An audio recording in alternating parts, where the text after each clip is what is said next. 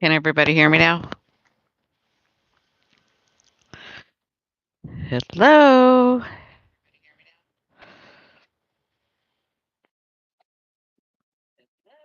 Hey, I'm gonna have to mute it.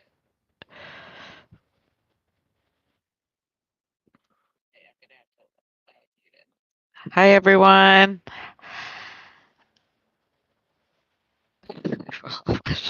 Yeah.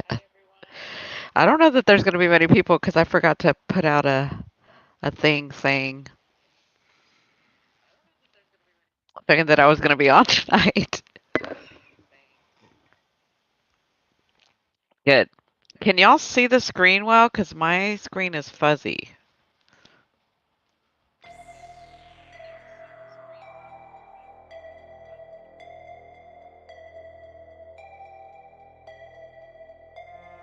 Oh,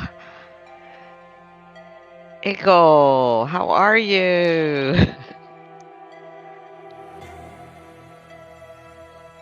Look at my eyes, though. They're kind of big, aren't they? My eyes on my avatar are a little big.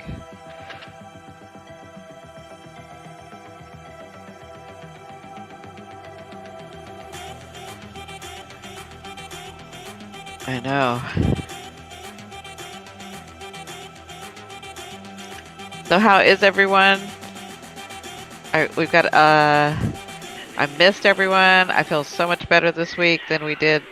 Well, we didn't get to go last week because retrograde had started.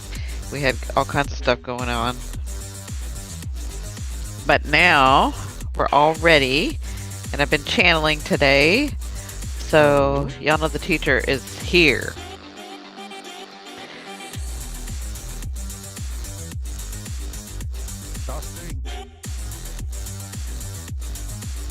David should be entering soon. You guys can hear me? Huh? Testing.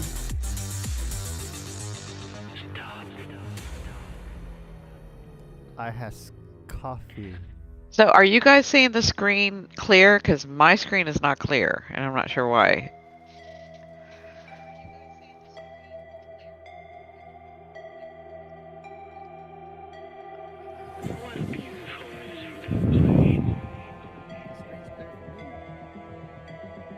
Hold on a second. Give me just a second.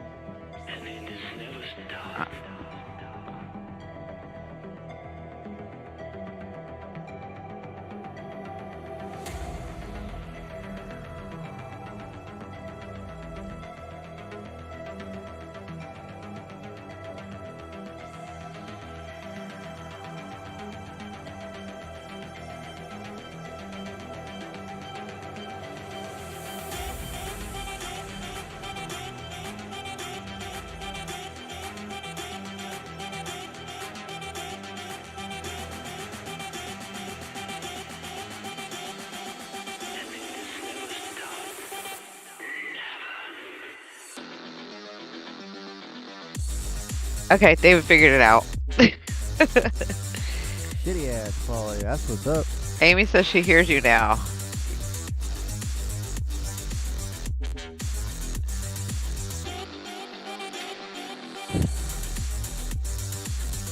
Y'all see the avatar? I love that avatar. It just needs glasses. The new me, but the eyes are a little bit too big, I think. That's because my friends and everybody always say that I have big eyes, so I picked the bigger eyes. And I think they're too big.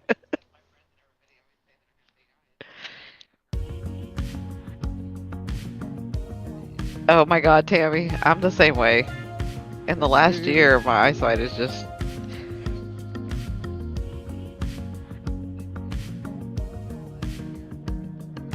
It's because I didn't want to see the world. 1, 2, 3, testing, testing. I'm working on that. I'm working on wanting to see the world again. 1, 2, 3. David, did you say hi to everybody, or did you just start singing? I'm checking my microphone volume. Amy said it. I hear David now. He was low volume at first. Testing. No, I can still hear myself low on the thing. Okay, I think it's getting better. Amy says, "Oh my God, me too. Vision has really depleted too over the last year and a half." Yeah.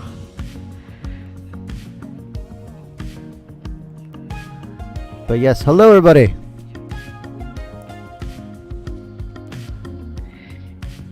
And Tammy says, see, there he is. And Tammy says we have rose-colored glasses on. That's true. Huh?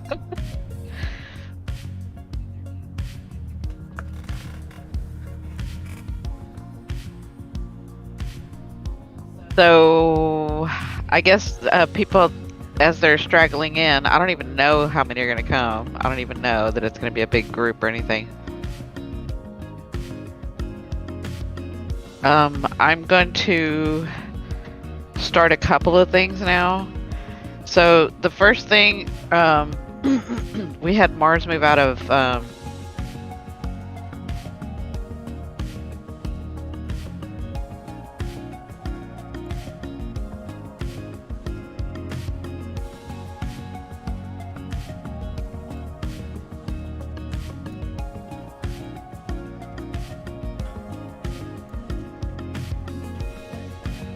Low battery. Yeah, that means it has low battery.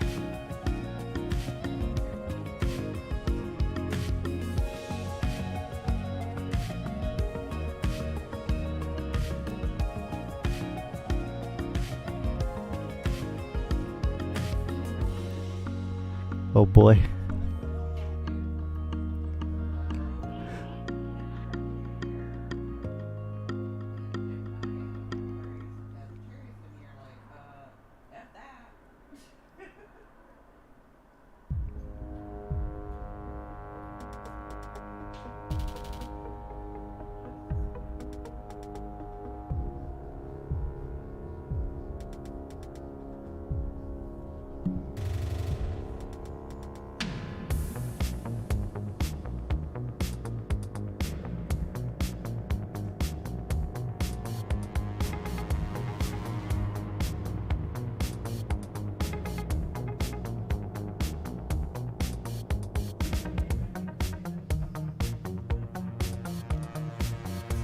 Oh boy. That's what she said.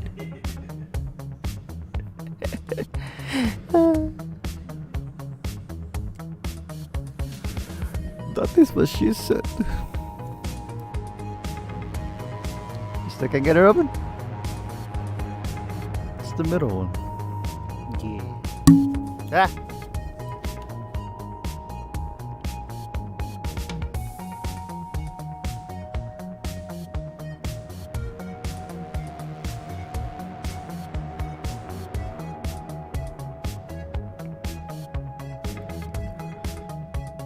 No, she's not talking, Amy. She's connecting stuff, and now it looks like she's doing some damn weird ass shit on the damn screen.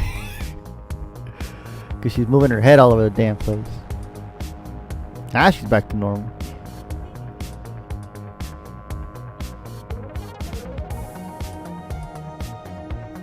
I don't hear anything.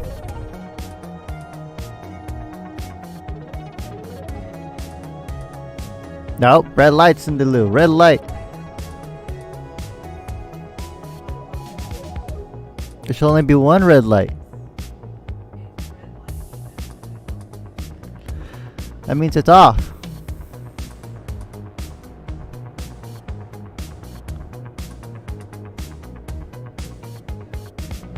Can you hear me now? Yeah. Lord have mercy. Where's my coffee? What would I do without David? Where's my coffee?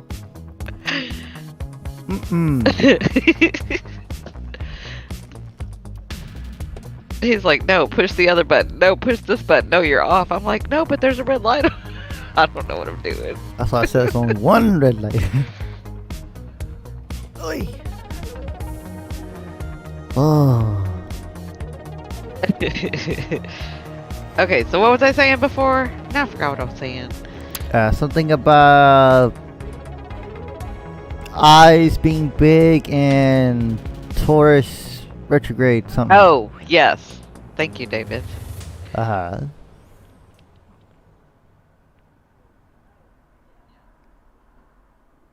Well, indigo, just to talk about the eyes being big, indigos have big eyes, so Hmm. that's like one of the characteristics. I don't know why, but we do. Okay.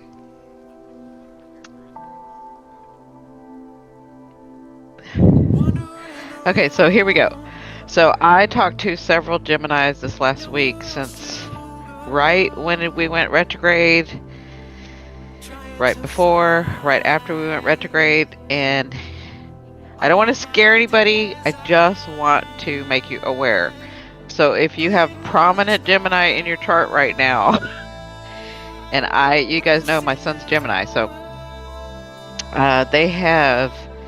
they've each had car accidents. Either they were hit or they hit someone. And then, so everybody needs to be careful with their clumsiness, because Taurus wants us to slow down, and we are not slowing down. That's what this retrograde's about. He wants you to think about the things, right? He wants you to plan for the things. Okay, so I'm not saying everybody's going to get in an accident. I'm just saying that was coming my way for a reason, to let everybody know to be aware, be careful, go slower. If your plans aren't working out, if they're being delayed, if things aren't going your way, it means you're going too fast. Like me, I have been cooking since, I don't know, 5, 7 years old. You know, I'm Gen X. We all cook for ourselves.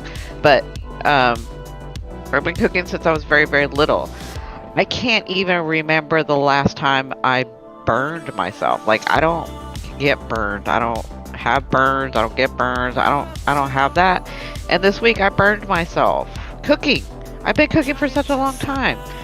I'm like, okay, I need to slow down. And it actually made a mark, but luckily I have my own herbs to like help fix it. So it didn't hurt or anything, but I just thought that was really weird that I was seeing everybody having accidents, and then I had that accident with the burn, right? Eagle says I quit smoking 6 years ago, and I thought I was finished for good, but recently I was drawn to it again, so I indulged a little bit, but quitting right away. You know what, Eagle? I feel like it's up to every person. If they want to smoke, smoke. If you don't want to smoke, smoke. I asked Spirit that a long time ago. Like, we talked about this on Periscope. I asked Spirit about smoking, and they said the dis-ease, the thing that you have with anything is your perception. So if you're okay with it, if there is no contradiction within you, then...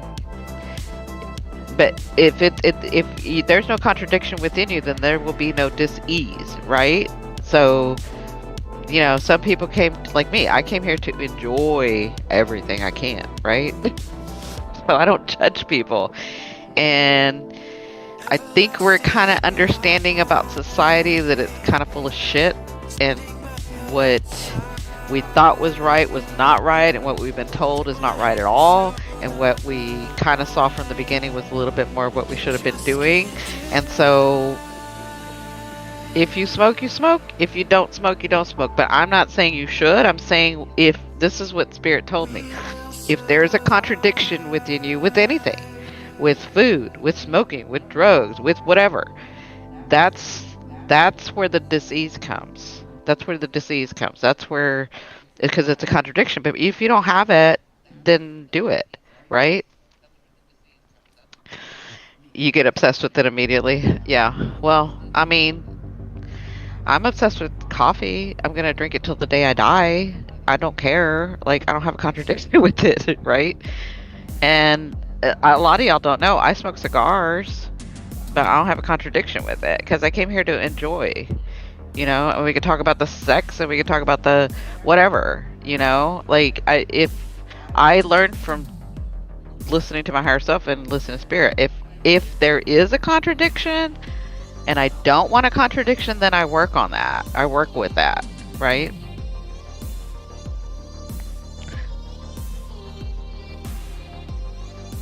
Does all that make sense?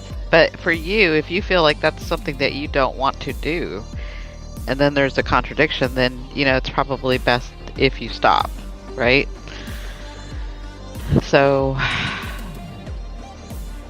hope all that makes sense.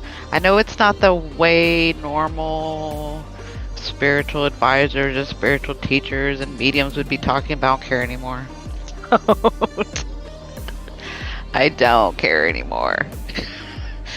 Like, that's what this Aquarius and Pluto and Aquarius is going to be teaching us. There's a different way. It's a bigger thing. We have to do things differently. Saturn in Pisces is here. Well, we don't want normal. Yeah, and Saturn in Pisces is going to have us take what we know from other dimensions, what we know from the higher realms, or I hate to call it the higher realms, but the different realms, what we know from other places, we're going to be bringing that here. We're going to find a way to do it. That's the Saturn in Pisces. Saturn in Pisces is causing us to rethink religion, rethink spirituality. Just like the Dalai Lama, I told you, people, if you are not authentic, and just like Amy's saying, we need authenticity. If you are not authentic, it is going to come and bite you in the ass. Sorry, it just is. Not me, that's just the way it is right now. That's why I'm like, okay, I gotta be authentic. I'm still learning too, right? Like, I'm still having to be, it's not that, yeah, you know what, I'm gonna be authentic. So some people would say, my old way would say, well, I am being authentic, but you know, there's some stuff I can't say. Well, that's all needs to go out the window, because my authenticity would be that I almost said F. I want to freaking say it. And whatever ramifications come from that, that's the way it is. But I have to be authentic, right? Yes, it makes sense. When I took the first couple of hits, the clouds spread it and the sun came out, so that was a good sign. Yeah, that was a really good sign. For you, that was a good sign. But this goes for everyone and myself too. Like, if there is no contradiction with what you do, then there will be no dis-ease, no illness, no any of it. It's the contradiction that gives us that, right?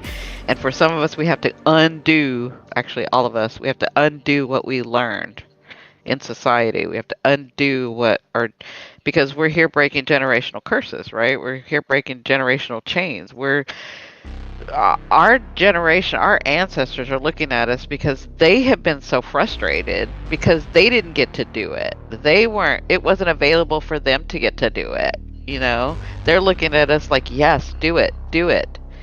Be the one that people talk about. Piss people off. Do what you need to do, because it's enough of our line. Our line needs to change. Our line has been this way for a long time. And how did that work out for us? It hasn't. So do the thing that you need to do. We'll back you up. Right? But just to reiterate what I'd started, if you have a prominent Gemini in your chart, just be careful. Slow down. For everybody, slow down. But if you have prominent Gemini right now, just be careful, because you're probably a little bit more accident prone.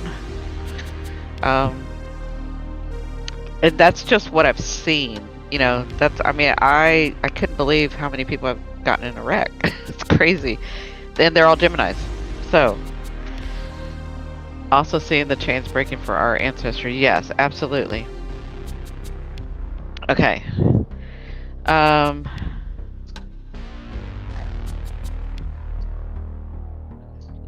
So do you want to hear the story first about... I was just thinking, should we go over the chart? I guess we can go over the chart.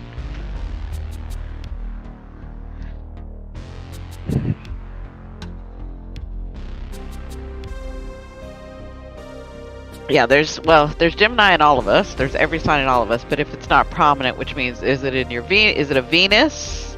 Is it a Mercury? Is it your sun, moon, or rising? If it's not any of those, then you're good.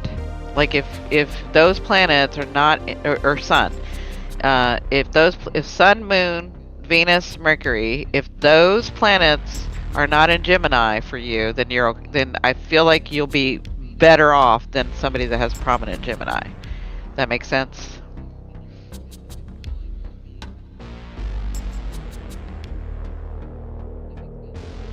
To slow down or my attention drawn to a roadhead. Yeah, interesting. So Amy says, interesting because I was on a road trip and consistently had reminders of slow down or my attention drawn to road ahead. Yes, I'm telling you, Taurus, by the end of this is going to make us slow the F down and plan a little bit more. And I know for a lot of the signs, they don't want to plan because we're so used to like getting it. I mean, look at the world that we live in. Immediate. Right? Things come to us fast. All right, so let me talk about what's coming in May. And this chart is today's chart. So obviously today's chart we can see oh, you do in Mars. Oh, you do in Mars. That's definitely because, yeah, because Mars is wanting to go fast. So be careful.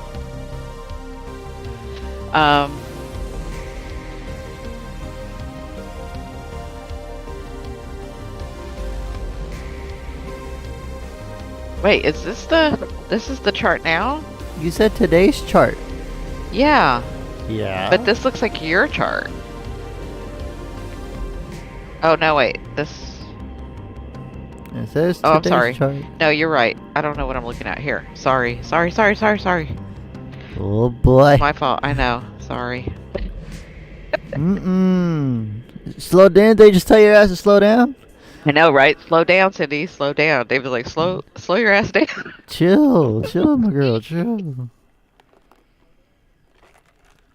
Oh. Why are you being all quiet, David? Amy wants to know. I'm drinking my coffee. Because he's drinking his coffee. And He was she's taking a on nap her- earlier. And she's on her rant about Geminis. I'm just like, oh, hey.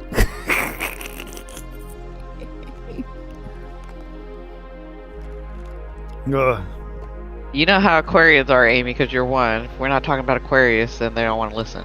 Nope. Awesome, enjoying my coffee.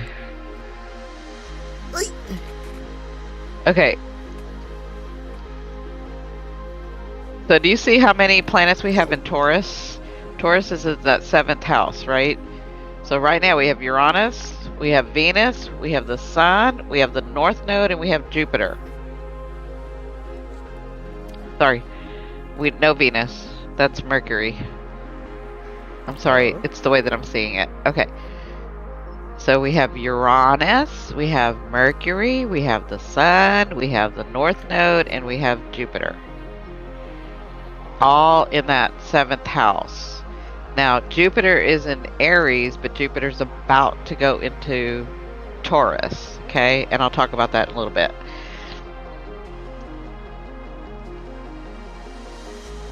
So, when you see Mercury, which is at 13 degrees, and Uranus, which is at 18 degrees, if I'm seeing that correctly.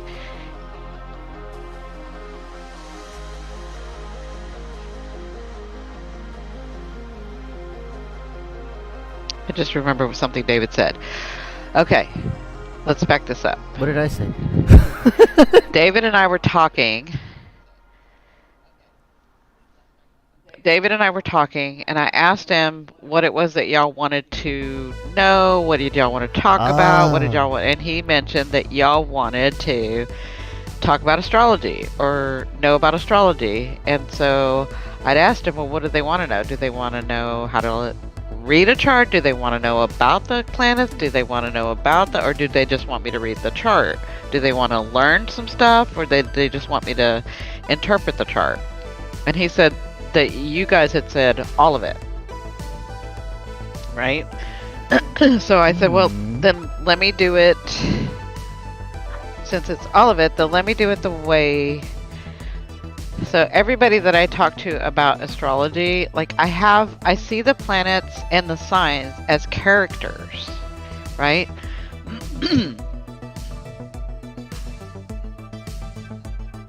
Like I can feel each planet and like their personalities. I can feel the signs and their personalities, and like I can actually feel when they're in a certain house how they would have their house. Like it's really weird, I know, but it's because I'm a medium. I can feel the energy. And so I have these characters of them. So I was telling David I could teach it that way. And everybody that knows me that we talk about astrology, they're like, that's the way you need to teach it, because I get these stories and I'll start telling stories Oh, be right back. about Gotta run to the how bathroom. that Sorry. works, right? So we're gonna do it this way.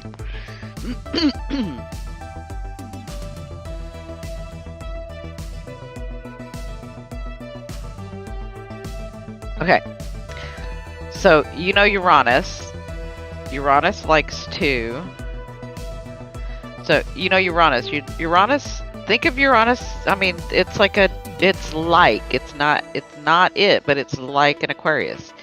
And Aquarians love to shock and awe you. They love it when, like, an Aquarius will throw a wrench in something and then stand back and watch people. Because they like the shock and awe, because they are ruled by Uranus. Uranus likes to give you things, but it likes to shock you. It watches you, and it's like, he's like, you're going that way? Well, let's go this way, because this is what you said you wanted, right? And Mercury reminds me of this, because, you know, Mercury is the communicator, but he used to go from he would communicate from the underworld to this world, right? And so he's the messenger. That's why they call him the messenger. But he's like, well, think of Gemini. He's very like wiry, very flighty, very fast. He's very fast, right? And so when you get Mercury, who likes to communicate and wants to say what it wants to say, and then you have Uranus that says, well, this is what you said you wanted, so I'm gonna like throw a wrench in it, right? It's not always for a bad reason. We may think it was a bad reason, but eventually it comes out to be the reason that we wanted it to be. So with these two communicating, remember, I see the planets. When I'm looking at the chart, I see everybody at a dinner table or a boardroom, but I kind of see them at a dinner table. I don't know why I see them at a dinner table, but I see them at a dinner table, and it's almost like Uranus is sitting next to Mercury in the section of, it kind of reminds me of Harry Potter, like the Slytherin and the blah blah blah. So Taurus is there too. So they're in Taurus's house, and they're sitting there, and they're sitting next to each other, and Uranus is like, hey, or Mercury's like, hey, this is what. You could say it's a dinner table for humanity, right? Or if it's someone's chart, I would say it was a dinner for Amy, if it was Amy's chart. So she's the guest of honor, right? It's the dinner held for her. It's the party held for her. That's the way I see these things, right? And so it's almost like we put Uranus. So we're having the dinner. We put Uranus and we put Mercury, and they're in Taurus's house having the dinner. And Taurus, you know Taurus, they love beautiful things. So you can imagine that there's beauty around you. There's very elegant things. Things are set well. Taurus loves food, so you know the food's going to be really well. But hold on just a second.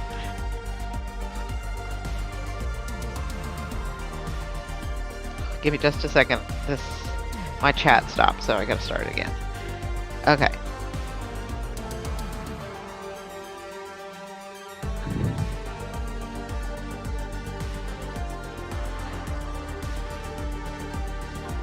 Okay, is everybody still there? I want to make sure people are still there.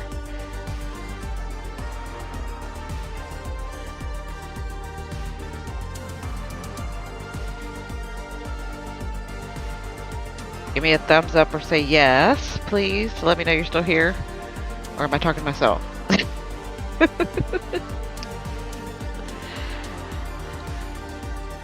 Okay.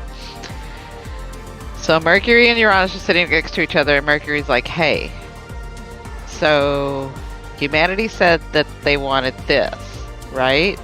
Thank you. And Uranus is like, oh, is that what they're wanting? And Taurus is like, yes, we can give them that, but they have to slow down, right? Because Mercury is retrograding, which means Mercury came back to deliver the message correctly and make sure that humanity got the communication correct, right? And Taurus is like, well, that means they have to go slow. That means they have to reevaluate. That means we're going to give them one more shot, right? Remember, this is Taurus's house. And Uranus is like, well, that's my deal. Like, I love to throw wrenches and stuff. So that's basically what's happening in Taurus's house. Now, for your chart, let me back up. When Mercury is saying, okay, we're letting them have a second chance, the sun is next to Mercury in Taurus's house, so he's listening, but he's a little bit further away. Where Uranus and Mercury are sitting next to each other, maybe the sun is like 4 seats away, so he can hear what they're talking about, and he can still communicate with them, but it's not a clear communication. Like, it's clear that he can hear what they're saying, but they may not hear what he's saying, right? That's when it's not conjunct, but they're close. 9, 10, 11, 12, 13, they're still conjunct because they're at 5 degrees. So they're pretty close, so they can still communicate. Uranus, Mercury, and the sun can communicate. Well, the sun is like, well, I'm the sun. I can help them see it clearly, right? I can help them see it clearly. I can help them see what it is that they didn't see before, that they need to slow down about, and I can help them get what they want, right? And so Uranus has to speak to Mercury to get to the sun, right? Because he's a little bit further than Uranus. Uranus is a little bit further than the sun, right? I know this is a little complicated, but I'm trying to tell you the story. But that's the way they kind of talk. So Mercury is like, well, let's give them the correct communication. They didn't see it last time, which is why we're having the retrograde. We're giving them another shot. Uranus is like, you just tell me where to put that wrench because I'm going to change it, right? And the sun was like, well, let's let them see it clearly. So let me shine what it is that I need to shine. Now, for you specifically, everyone in their chart, wherever Taurus is, that is an area of life for you. So the houses are areas of life. That's areas of life for you. So like for me, Aries is my second house, but Taurus is in my second house. And Taurus is in my third house, right? Yes. So that gets a little bit more complicated about it being in my second house and third house, right? But that's why I tried to tell y'all when we're talking about Placidus, for me, what I have found, Placidus is more psychological, more of like, what am I going to do and how do I change it and what do I see and how can I help? Where whole signs is what you want to get to, the external stuff. So Placidus is, to me, more internal and the way that I can move it, and whole signs is more of this is what's coming and this is the exterior part, right? This is the external part, if that makes sense. But going back to what I was saying, because it's in my Taurus starts in my second house,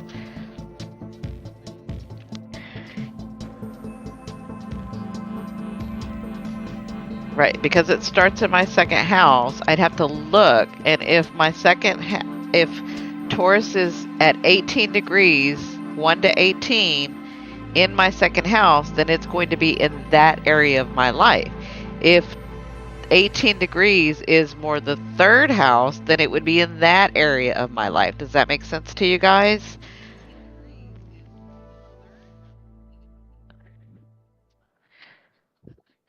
And so for me, because it would start in the second house, that's about my values. That's about the money I earn. That's about the value I put on myself. That is about the value that I learn about me, which means, and that is for me, I've told y'all this has been working on me for the last 2 years of my value. How valuable am I? How valuable do I see myself? What do I see my placement as? You know, I've talked to you guys about that, right? And so there's something that I didn't see correctly, and just in case there's something I didn't see correctly, Mercury is like, yeah, you almost got the message, but you didn't get the message, so we're gonna like give you the message again, and we're gonna do it in Taurus, because Taurus wants you to really take your time with it, and the sun is there to help. And the reason I know this is my destiny is because the North Node is there, right? Your North Node, where it is right now, is our destinies. These are all of our destinies, right? Because the North Node is there for humanity. Now, we have the North Node in our chart, but the North Node right now is there as well. So this has to do with my destiny, which means my soul wanted to understand this part of me and grow during this time. Does that make sense to you guys?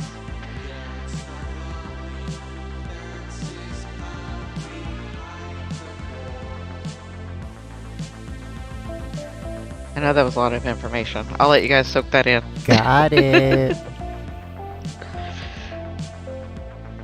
I like trines. What did you say, David? I like the trines. Of course David likes the trines because he always says I'm lazy. Yes. Yeah, well, we haven't even talked about the aspects, right? So a conjunction would mean that they're talking to each other, like right next to each other at the table, right? Like at the dinner table, like I said, Uranus and Mercury and the Sun. They're close together. Uranus and Mercury are probably sitting next to each other, where the Sun is probably sitting 4 seats down, right? And the North Node is probably sitting another seat or 2 next to the Sun, right? But they're all still in that same area where they can hear each other, where things are happening, where they can work together. Because that's what the dinner table, that is what the dinner is about, right? The dinner is about the guest of honor, right? So they want to do and work together they're always working for the guest of honor. Yeah, exactly. Eh? Now we have oppositions, right? So if you look, I'm trying to see, there's squares and there's oppositions, right? So oppositions would mean if there was a planet in Libra, which is completely on the other side in either the 12th house or the first house, right? So that's what we would call an opposition. So if there was a planet over there, that would mean, I mean, I'm just going to pick a planet. Let's just say the moon was in Libra, right at 25 degrees, right? Or right at 18 degrees, because that would be an opposition of Uranus. Okay? So if Libra was at, I mean, if the moon, this is just a what if the moon was opposing, if the moon was over here at 18 degrees,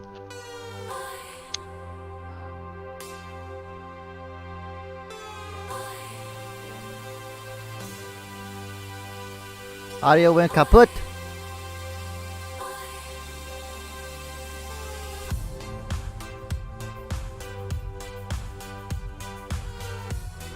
Hold on, everybody.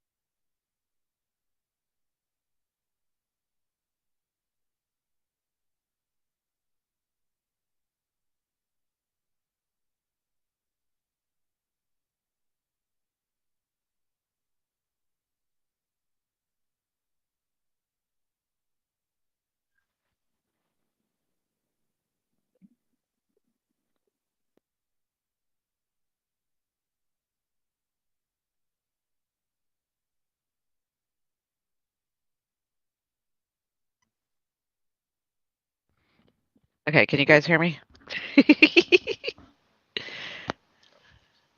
Just in case.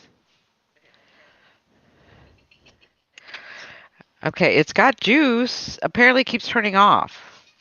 Maybe Spirit didn't like what I was saying. No, I'm just kidding. Oh, Dave said probably.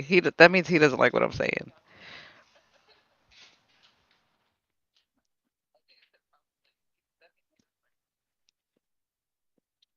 Okay, so getting back, if the moon was across, then it would mean that it was in opposition. And the way that I see that is I will see Uranus saying, "Hey, I'm going to need you to help me with blah, blah, blah, blah, blah, blah, blah, because this is what this person will say, Amy. This is what Amy wanted on her path, and I need you to da da da da da." And the sun would be like, "What?" I mean, the moon would be like, "What?"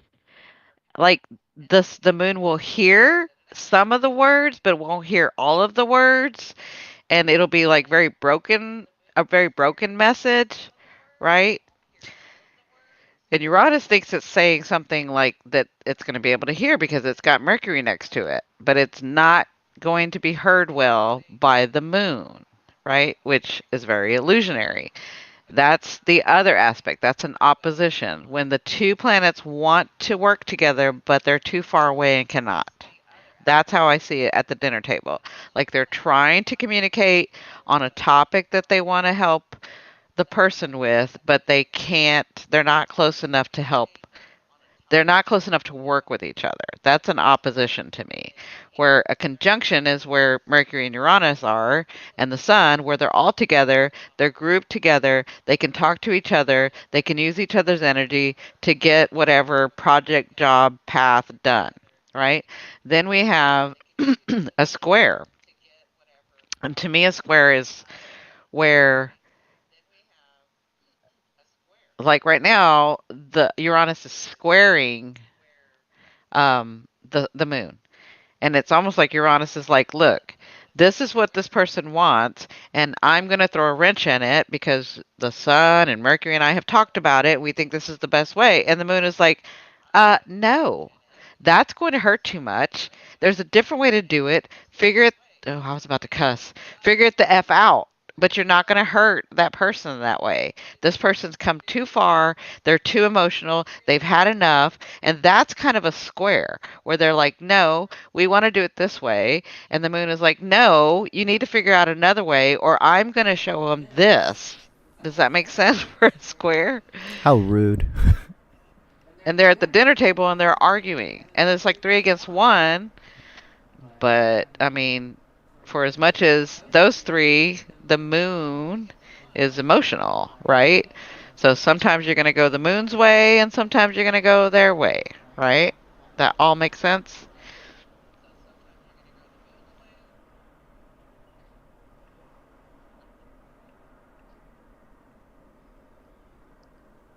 Mm-hmm.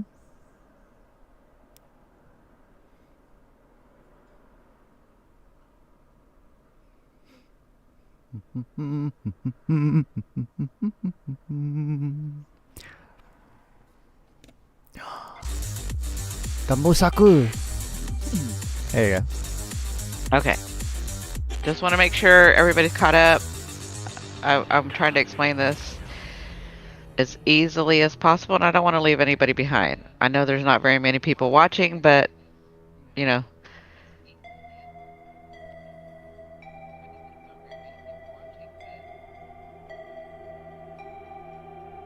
Now, the next thing we'll talk about is a sextile. And a sextile to me is different than a trine, where a trine is, hey Denise, I really miss you too. Thank you. So a trine to me is like it's going to happen no matter what. No matter what. You do not have to lift a finger. This gift is coming to you. You don't have to do, like, it's on your path. That's a trine. That's a very easy energy. That's a very, like, it's already coming to you. It doesn't matter whether you, the way that I explained it to David is like, let's just say you had a sextile. The energy was a sextile. In a sextile, you have to make a choice and put some action to it, right? So I'll give you a scenario. Say you were on your path to meet the love of your life, right? Or to meet your soulmate, which was going to be your best friend forever, right? For the rest of your life. It doesn't have to be like a lover. It can be like your best friend. Whatever this person was, or this situation was going to happen, it was going to happen on your path. But you do have to take some action to get the energy going. That's a sextile to me. So, say you were on your path. You have a chance to meet your soulmate or the love of your life, right? Because you know those can be two different things, right? And with a sextile, the way that you had a chance to meet them would be that your friend said, "Hey, we're gonna go to dinner. I know it's like short notice, and I know you've worked 50 hours this week, but would you like to come to dinner with us? We'll have some fun. It'll get you out of your head. It'll get you out, meet some people. Da da da da da da." And you're such a recluse and so tired. You're like, "No, I don't want to do that." Right? That's a sextile. You would have to make the choice to do it, because that would show you, okay, you went out, you bumped into this person, or one of your friends brought this person, and y'all just hit it off, and then it was either the love of your life, or it was the whatever the gift was, right? But you had to actually make the choice to get up and go. And that doesn't mean it's a missed opportunity, because if you didn't meet that person then, it doesn't mean you won't meet that person. It just means you didn't meet them then, right? You just had to take the action for that. Where a trine, where it would mean it wouldn't matter whether you went or not, because somehow or another the universe would help you, because that is the energy that you were going to meet this person at that time, which would mean, like, say you said, "No, I'm so tired, I'm not gonna go, but thanks for inviting me," and then all of a sudden you're like, I just want to grab some wine. I'm gonna order some Chinese food or some food or whatever, right? I'm gonna Uber Eats, or I'm gonna Grubhub or whatever, right? And so you stay home. You didn't take that initiative, and you ordered food, and then the delivery man or the delivery woman happens to be your soulmate, or happens to be the love of your life. Maybe they own the company and everybody got sick and they had to deliver, So sextiles and trines, that's the difference. The difference is with sextiles, you have to take an action. You have to make a move. You have to tell the universe you want this. Where a trine, it's going to be on your path. It's very easy. It doesn't matter whether you go one way or the other. The universe's energy and your path is to actually get that thing or that person or that situation. Does that make sense?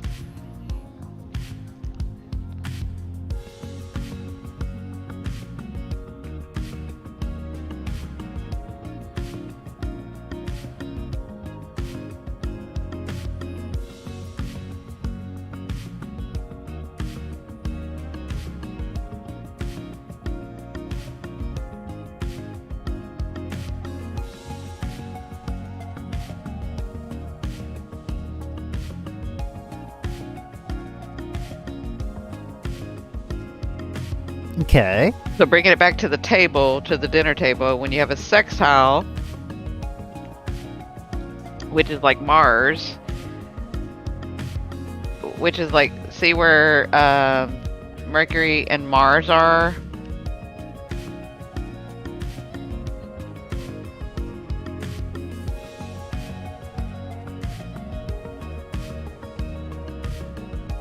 That would be like the sextile. Mars is like, yeah, Mercury and the Sun, I'll help you. I'll help you, Mercury and Uranus, get this thing done. But they need to show me that this is what they want. Where the trine would be, we'll just say like, I don't really see the big trine. Jupiter would be talking to the moon saying, It doesn't matter. I'm going to gift. Isn't that appropriate? Because it's Jupiter. Jupiter loves to gift. Jupiter's like, it doesn't matter what they do. We're gonna give them this thing. And the moon's like, yes, yes, we need to give them this thing, right? I think the analogy you gave me sounds better, Cindy Lou. Yeah, you know what's funny, Amy? You say, and typical Aqua, I have all deliveries left on porch, so I don't have to interact with. I'm glad you brought that up, because a trine, it wouldn't matter. Either there would be the universe will make it, and your higher self will make it, where, say that person had to get a signature, where they never had to get a signature before, or had to talk to you for some reason because they messed something up, or they had to interact with you. That's how the trine works. Where if it was a sextile and it was that situation, you would have to actually not have the deliveries left on the porch. You would have to make the choice to open the door and have it delivered to you. Does that make sense, Amy?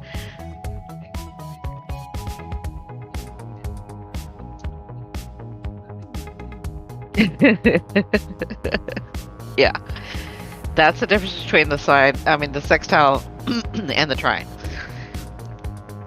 And that's why David said he loves the trine.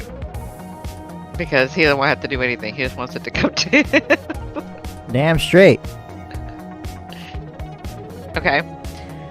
All right. So that's enough about what's going on today. So we have the moon in Leo. Oh, yeah, I did want to talk about the moon in Leo. The moon in Leo, like, you know how Leo gets there when they're emotional.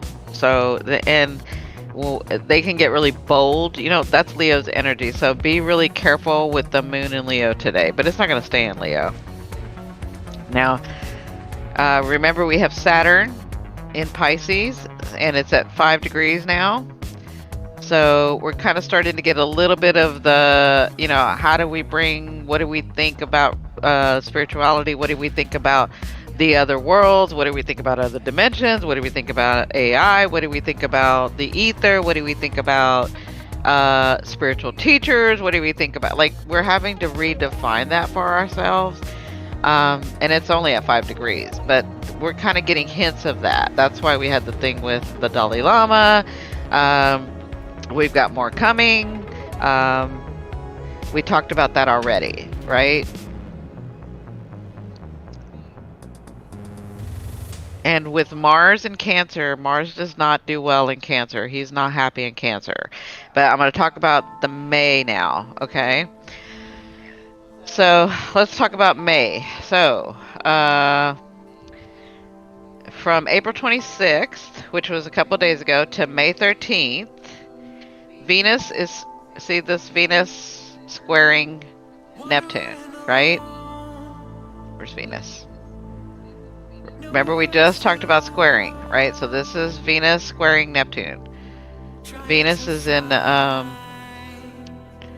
the 20 degrees up here in the 8th house, and then Neptune is over here in the 5th house, because you can't see my cursor. But if you look, that red line means they're squaring. Okay. So for the next couple weeks, the reason I'm bringing this out is because, and this is till May 13th, there's lots of creativity, lots of ideas, lots of inspiration, lots of goals and dreams, illusions. Remember, because Venus is creativity, Venus is money, Venus is beauty, Venus is all of value, Venus is love, right? And Neptune is dreams and inspiration and goals and all of that. So you're going to have a lot of that. But there's also illusion, delusion, and escapism, right? Because that's the lower energies of that, lower vibrations of those two signs, right? So you need to be, right now, you need to go with the flow of the inspiration, the ideas that are coming to you, the goals that you want to have, the beauty you want around you, the love, the money that you can see, right? But I would be very I wouldn't take any action yet until after the 13th. I would be working on how you want to make this very grounded, right?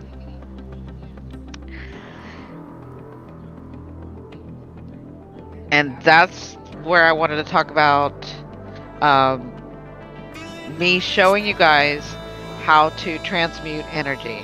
So if y'all are willing and ready, I'm going to show you a little exercise that I do with meditation to kind of transmute that energy of the Venus-Neptune square, where we're kind of seeing the ideas, seeing the dreams, seeing the goals, seeing all of that, feeling all of that, but we want to be really grounded, and we can't see it clearly now because those two are square, right? Because what can happen is with the delusion, the illusion, and the escapism, you can be self-destructive in this. Does that make sense?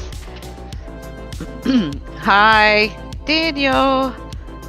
Hi, Daniel. So I'm gonna, if y'all want to, I'm gonna do this little meditation with you guys. I've probably done this with you guys before, but it's the cave meditation.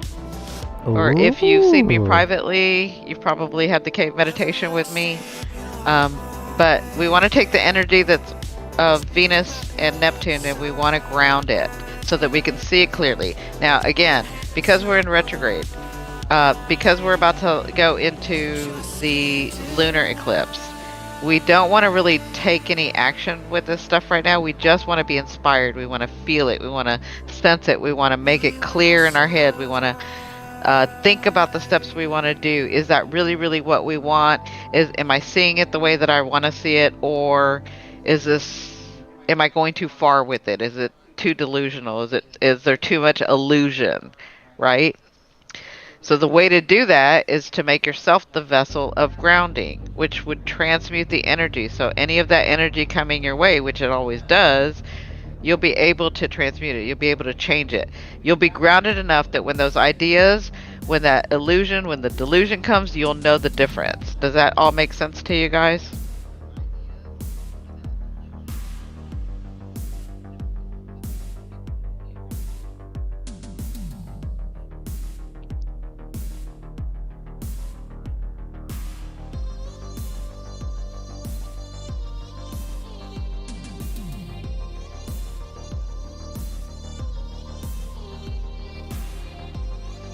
Okay, everybody that wants to do the meditation, give me a check mark or a thumbs up.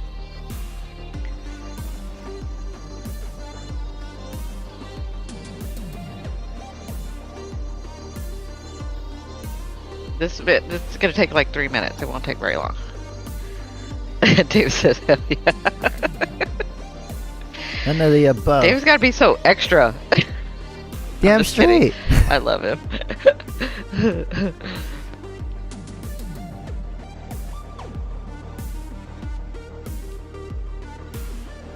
Hi, Catherine. Okay, here we go. So I want you guys to, thank you for the thumbs up. Okay, I want you guys to close your eyes.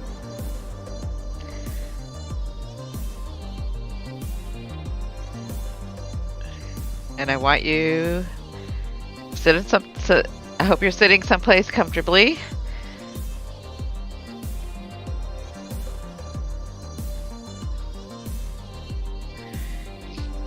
And I want you just to begin to I want you to put your right hand over your chest by your heart.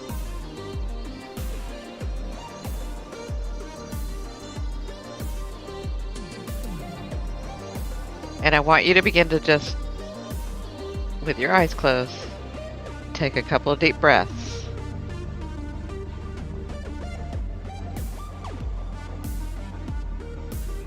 Just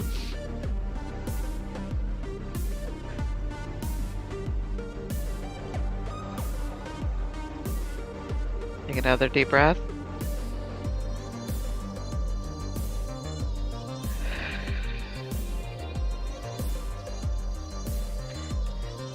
And now this time, as you take a deep breath, as you release, I want you to sense your body.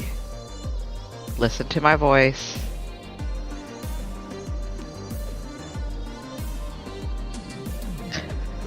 focus on my voice, take some breaths, and every time you exhale, I want you to feel your body more. But listen to my voice. Focus on my voice. And as you're breathing and as you're relaxing, you'll notice that all of the tension is beginning to release. You notice your muscles are beginning to relax. Listen to my voice.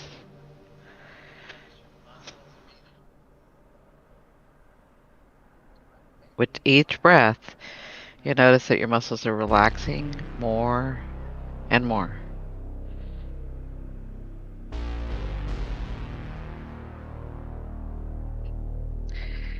And while you're focusing on my voice and listening to me, I want you to sense your heart.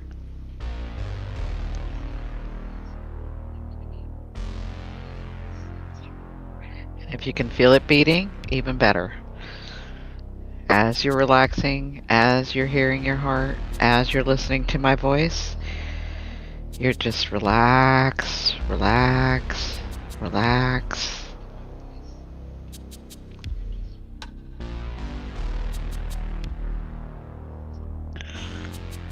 As you hear my voice, you go deeper and deeper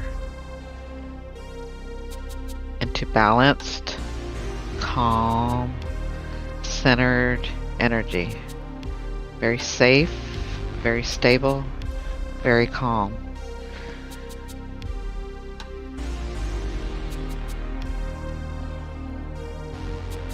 Listening to my voice makes you feel calm, stable, relaxed.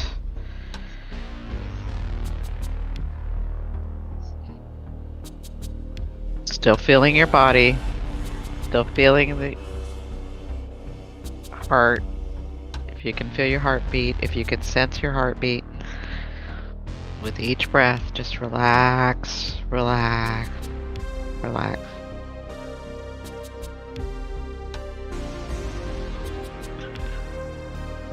Very stable, very calm. Listening to my voice as I guide you to your center.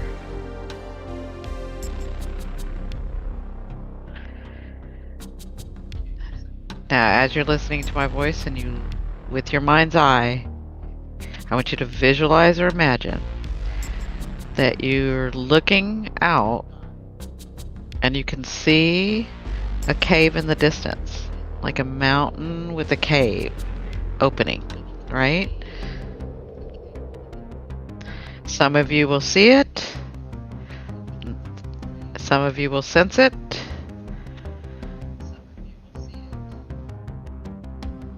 Some of you may even smell the air and kind of sense that it's there. Some of you will see it in color. Some of you will see it in black and white. Whatever it is, it's supposed to be. Even if you can't see it, you can sense it. It's a cave in the distance. It's an opening to a mountain. Okay? And as you're looking at the cave, I want you to notice that you're getting closer to the cave. Doesn't matter how you're getting there. You're just getting closer. Some of you can sense it more. Continuing to relax as you're coming up to the cave. Feeling very stable.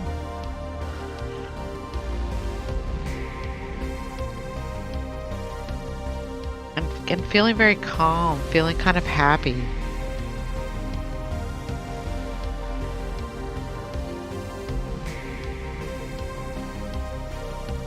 As you approach the cave, I want you to kind of look in there, and at first it kind of looks dark,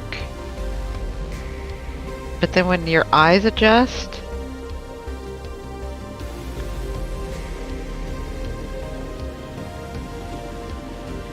you're kind of seeing red, and it's a red cave in the inside. There's light, red light, but you don't know where it's coming from. You could just sense it. Some of you can see it. Some of you can smell the red. It's just, you're noticing that it's red and you don't know where it's coming from, but that the cave itself is red. And then as you're looking closer, you're seeing that the red is illuminating the whole cave. It's almost like red energy, right?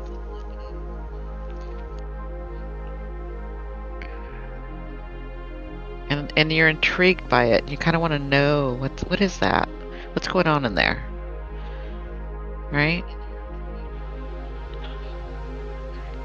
You feel safe, you feel stable, you feel calm.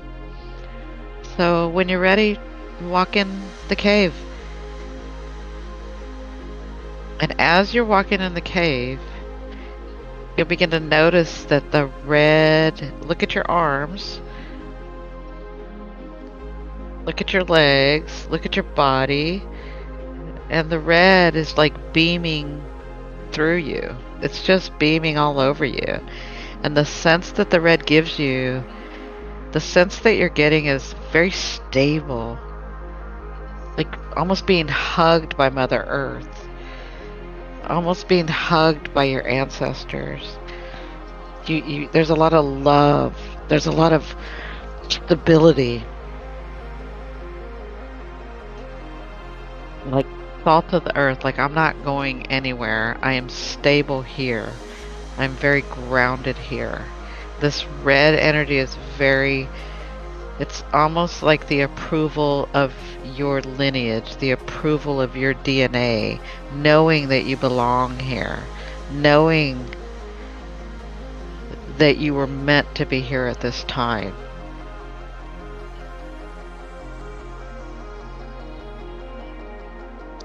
And it feels good. And you like it, and it feels very calming to you. It feels like a hug. It feels like I am moving through this life in the way that I'm supposed to move through this life, and I am being supported by not just my higher self, but by the universe, and by the ultimate source, and by my ancestors. And I want you to just keep looking at the red, and as it envelops you, it feels like the hug that you've always needed. It feels like the hug that you've always needed, that you've always wanted. It's like your ancestors and Mother Earth and the universe and your higher self are all making you very stable here in this earth, keeping you here because this is what you wanted to do, walk this path. And yes, there are some things in this red that are your ancestors that you are carrying. You know, we carry 14 generations back, and you have things that you're carrying, but they're so proud of you because you're breaking those things, you're changing it up. You're doing what they didn't get the chance to do. You're doing what they tried, some of them, so hard. You're getting the chance they didn't have that choice. They didn't get those chances. They didn't get that thing, but they're not mad. They wanted you to have this. You were supposed to be the one to do this. You are the one to do this. It was you and your personality and your growth and your evolvement that needed to be here at this time. And so you're going to be very clear when you get those inspirations from them. You're going to be very clear when you get those dreams. You're going to be very clear. You already are clear. You can't make a mistake. You can't.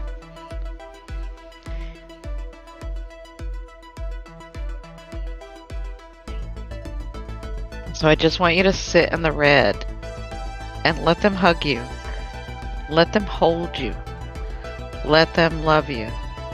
Let your higher self love you. Let your ancestors hold you in this red. Let the universe, let Mother Earth hold you.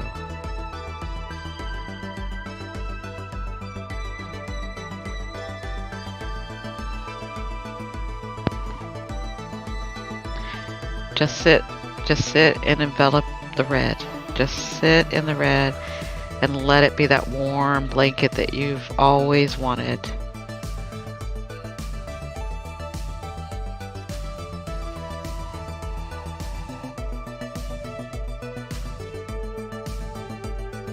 I want you to sit and I want you to just whatever comes up, don't judge it. Just look at it and then let it go past you. Feel the feelings that you're going to feel. See the things that you're going to see and don't judge it. Just allow it.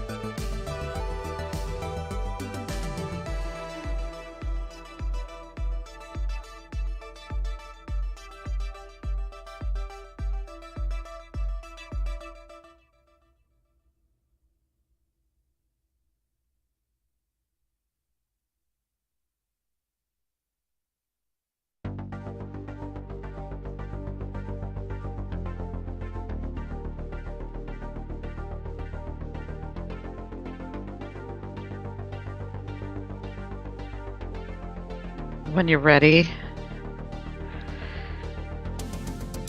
thank your ancestors, thank your higher self, thank Mother Earth, thank the universe, thank Source. And then I want you to see the opening of the cave. And I want you to stand up, walk outside of the cave. See the sun, feel the warmth, see how beautiful it is outside.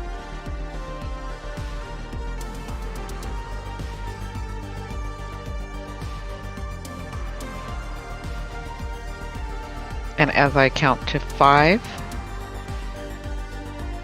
your consciousness becomes more and more aware. 4, 3, you're a little bit more awake. 2, more and more awake. 1, you can open your eyes.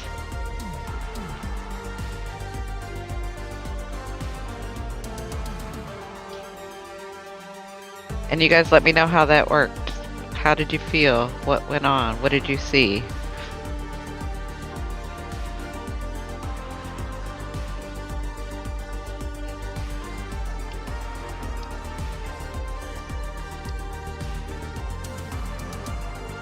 Warm stuff.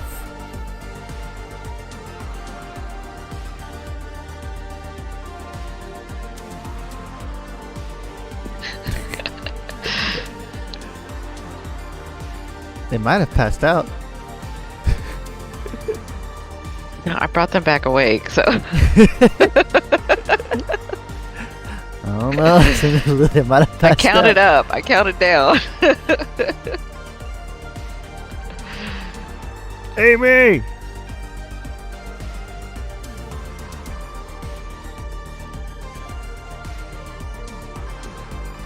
Yeah, does anybody want to share what they saw?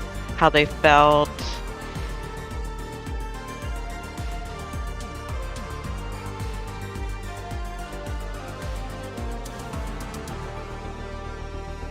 Seeing a navy blue still. Have we been working on our boundaries and voicing our opinion? Ooh. My heart really needed that. Oh, I'm so happy, Catherine. I'm glad. But listen, now you guys are going to be clear. Now with this energy, that's transmuting the energy.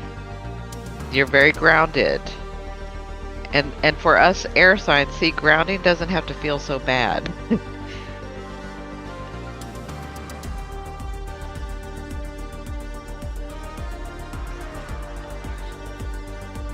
But doing that transmutes the energy. So the energy that's coming in, you're going to transmute it automatically. Your higher self, yourself already knows how to do it. You're just being reminded of it by me.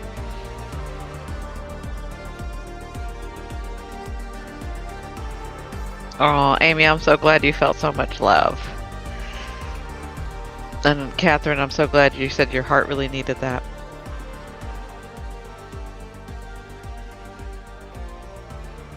What about you, Eagle? Mm-hmm.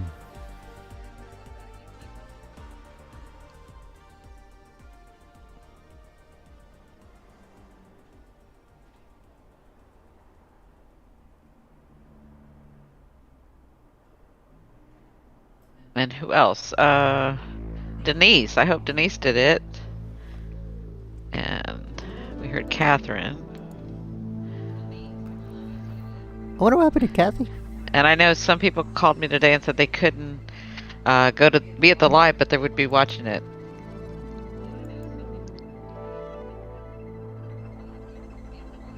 Mm-hmm.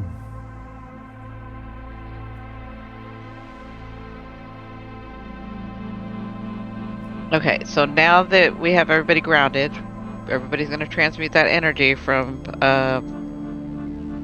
the Venus square Neptune, right? Let's talk about the rest of May. So May 1st, we have Pluto stationing retrograde in Aquarius. So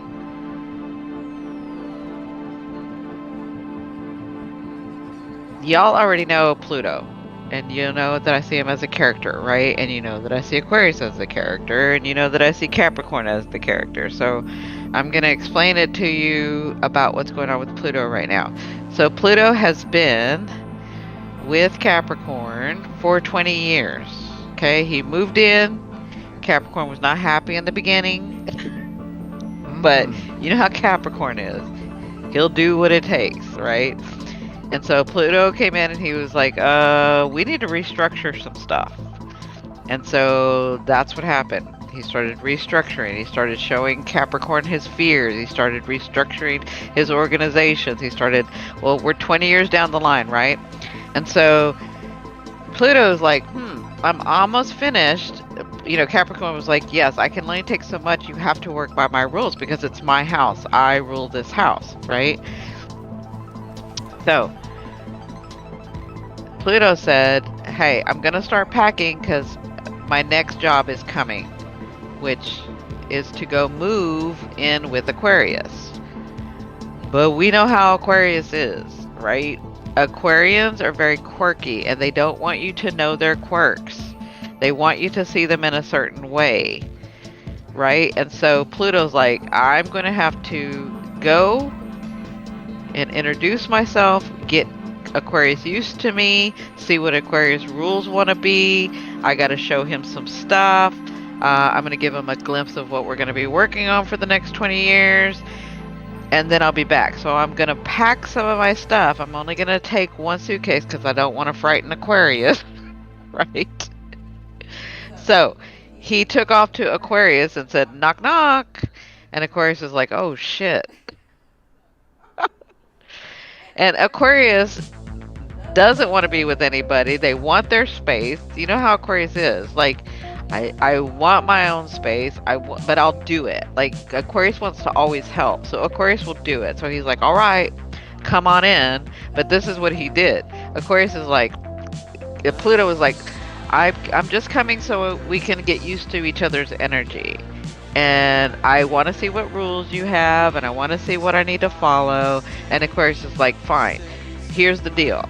You can come in the house, but you can only stay in the living room. You can use the bathroom, but you can only stay in the living room. You don't get a room yet. That's Aquarius.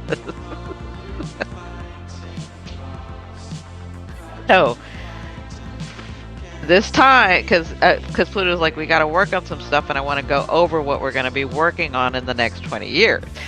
And Aqua's like, well, I'm always down for learning and growing and, you know, doing that, but I'm still not, I'm a little leery of you. I don't want you to find out all of my fears because then you'll use it against me, right? And so Pluto has been over there showing Aquarius, showing us what the next 20 years, glimpses of what the next 20 years is, glimpses of what's going to be coming and popping up, glimpses of the possibilities that we can have with AI, with all of the stuff, with all the stuff outside the boundaries, right?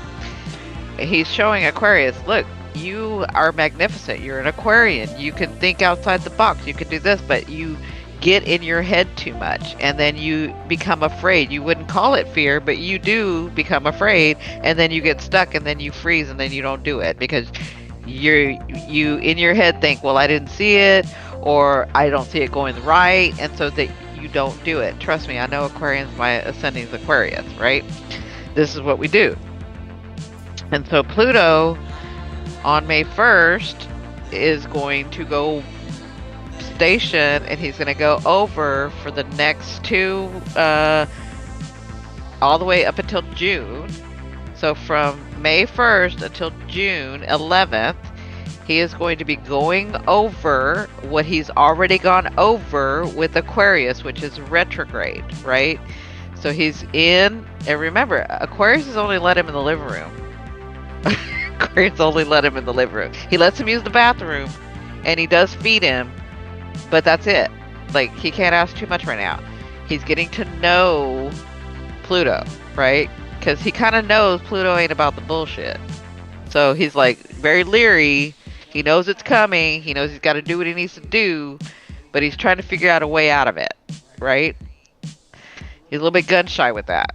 And so till June 11th, Pluto is going to station and then go retrograde, go back over the things that we're going to be viewing, the possibilities that are coming, the things that we've been working on since Pluto went to Aquarius's house, right?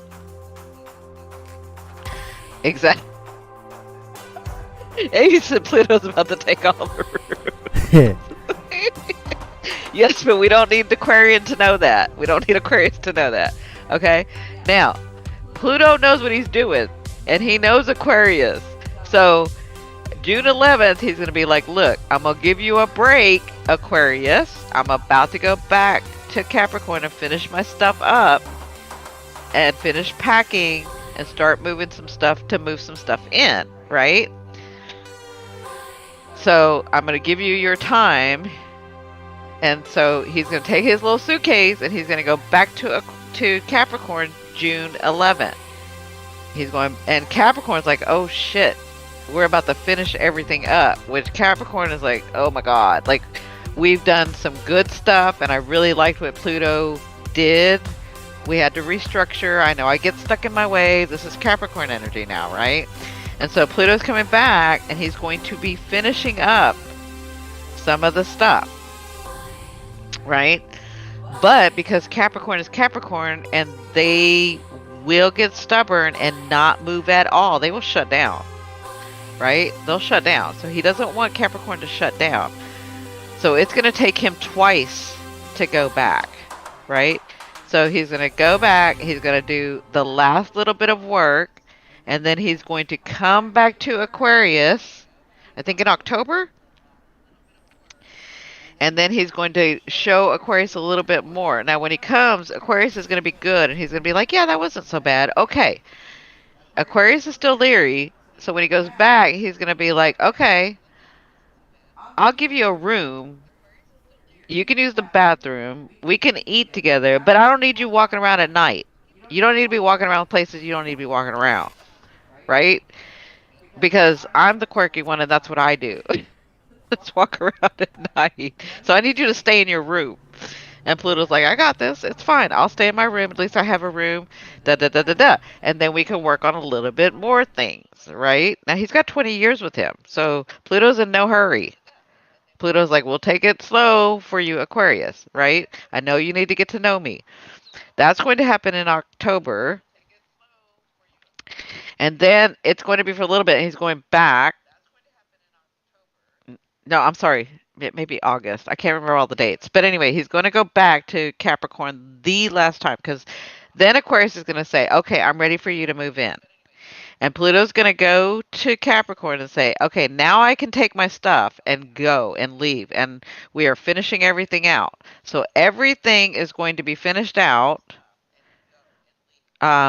He's like, Pluto's going to be like, Capricorn, we got till January of 2024. So from October to January of 2024, he's going to be finishing everything out with Capricorn. All the restructuring, the things that people, the red flags that people and humanity and organizations didn't want to see, the changes that didn't. It's almost like Pluto said, all right, you big organizations, you got one more shot. You either change your shit or I'm going to come tear it down. And that's going to be done from October until January of 2024.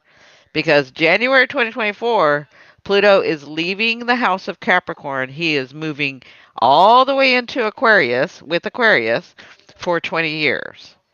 Now, does that make sense with what's happening with Pluto?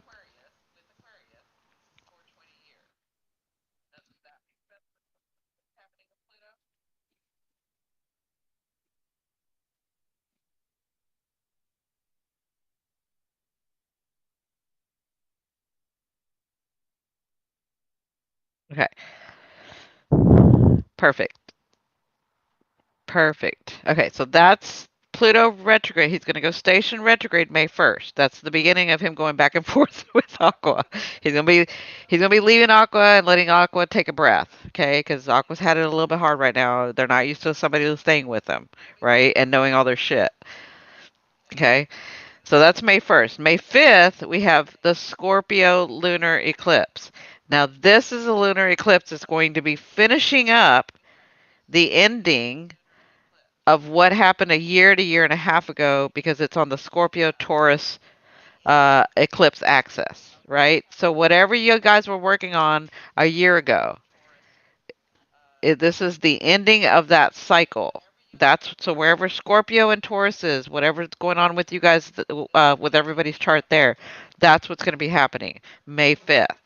Okay, so you got some endings happening, and we're right in the middle of that solar eclipse because as soon as the endings happen, that gives you more room for the solar eclipse energy, the new things, the gifts to come in, right? Now, May 16th, we have Jupiter that enters Taurus. Remember, I told you guys. So, wherever Taurus is in your chart, once again, you should begin to see abundance, good luck, easier energy, lighter energy, growth of that. Okay. That's all May starts May 16th because Jupiter wants to gift you with those things, right? Now, May 18th, Jupiter squares Pluto, right? And we're talking about Jupiter and Pluto again. So, Jupiter and Pluto squaring, that happened November of 2016, the summer of 2017, and 2020. So if you think back to 2016 of November, the summer of 2017, and of course we all know 2020, we need to be looking this if you can see what was happening at that time for you, right? Because this is about you need to be looking at what is abundant in your life and how does it come through, right? Where do the big things of abundance come from for you? And how are these things challenged by power because that's Pluto, right? So are they stopped by power? Are they ruled by power? Is there something or somebody who rules your abundance? Like, are you getting abundance because of somebody? Do they have rules on that abundance? Or are you making your way and getting your own abundance, right? That's what this is about with Pluto. Pluto's like, if your abundance is coming from somebody else, we're going to change that because I'm making you face your fears, right? But if you understand that you are your abundance, that you have control of your abundance, that you don't need to lean on anybody for the abundance, then you're going to get through this square just fine, right? But also, are you being too controlling of somebody's abundance? Because Pluto will show you that too. He'll take that power away from you if you're overstepping your boundaries. Does that make sense? Like, are you giving somebody too much control or are you taking too much control? Pluto will show us this. Pluto is going to be showing us this on a bigger scale with humanity, with society, and then with ourselves. Okay, and that all happens uh, starts May 18th, right? So May 19th, we have the new moon in Taurus, which is like wherever Taurus is in everybody's chart, that's going to be the area of focus for the next couple of months. And I'm talking if you've done a lot of work, if you've done your thing, you're going to see a lot of benefit. You're going to reap a lot of these benefits. So, um, whatever happened with the Venus Neptune square, those ideas, the dreams, the visions, the goals, the things that we're talking about in the square that we're having now, you're going to reap the rewards when it goes to Taurus new moon. Like that's going to be starting. That's the time to actually put those things into place would be May 19th. Okay? I hope that makes sense. May 20th, Mars enters Leo. Remember I talked about this? Leo is very confident. He gets very bold, maybe even too confident, too bold. So just be careful around that time because I mean, the way I see it, when was looking at the chart, I was like, this tells me, um, don't start nothing, won't be nothing, right? So if you don't start anything you can't finish, better yet, just don't start it, right? That's kind of the energy that I'm seeing on May 20th. All right. And then, of course, May 21st, we begin Gemini season, which we all are going to be feeling energetic, lighter, chatty, laughter.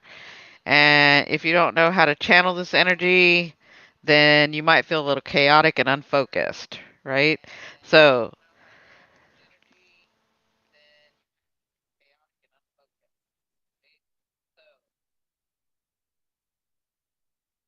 there's only a couple more things I want to go through. I'm going to tell you a story. Um, and this isn't my story. This is something that I saw and found. So, I mean, I kind of redid it, but you know how I do it. Anyway, so I'm going to tell you the story about the three types of people that walk into your life, right? This story is called The Mirror, the Window, or the Door. You guys ready for a story? Okay. So, the story of the mirror, the window, or the door. This is about relationships, and there are three types of people that come into three types of people or things that come into your life, that walk into your life, right? First, we have the mirror person, and the mirror person walks into your life to help you see and heal those parts of you that you wanted to heal or grow from, right? So they're the person that mirrors those things to you. Um, all the parts of you that you wanted to work on, all the patterns, all the shadows, all the triggers. That's who this person or these people are. And this person or these people, we usually call those the karmic partners, the karmic people, right? These people will come and they'll awaken something deep within you and then leave you when your purpose is done. And this is because they were never meant to stay, as they were never yours to begin with. Okay? Does that make sense? That's the mirror person. The mirror person is the one that brings all those things, the one that triggers you, the one that shows you your shadow. Why is this person irritating me? Why does that thing do that? Why does that, but I love them so much and I understand them so much and all of that, right? And then we have the window person. And the window person, this person or these people walk into your life and they show you what is possible, right? These people you attract and you will have something, they will have something or um these people you attract will have something or be someone in life that is very similar to what you want. They're going to be something that you want or have something that you want. It's going to be similar, but it won't quite be it, right? Like it'll be close to it, but it won't quite be it. Like almost it, but not. And these people are a blessing in your life and they show you something. These people come into your life and they're here to show you the possibilities that you thought of, that you dreamt about, that you could kind of see, but you didn't know was possible. And they're here to show you that it's possible. But they may not do it the way that you do it. They're just here to show you that it's possible, right? So remember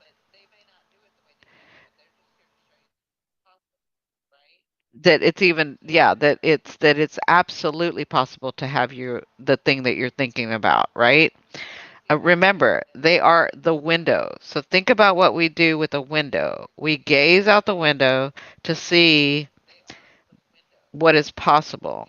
But what is possible is when you gaze out the window, you see them over there. You see that thing over there. You see them over there. You see the type of person over there, right? But we're not actually over there. We're over here, right? And we can still dream and we can still appreciate what is there because now we have the vision and now we know it's possible.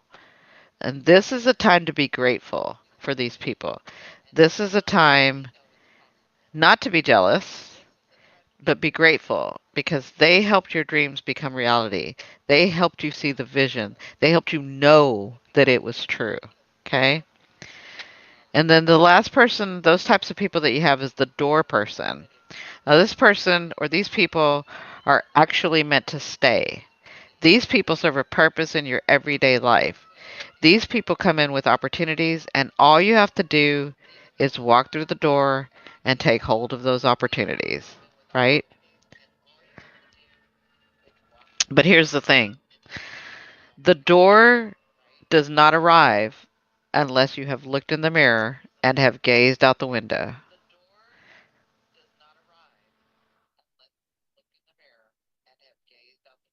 which means you have to look at yourself, heal those parts of you that you've decided way before you came here that you wanted to grow from. Then you have to dream and create for yourself the life you want. Then and only then will the door appear and you will be handed the key.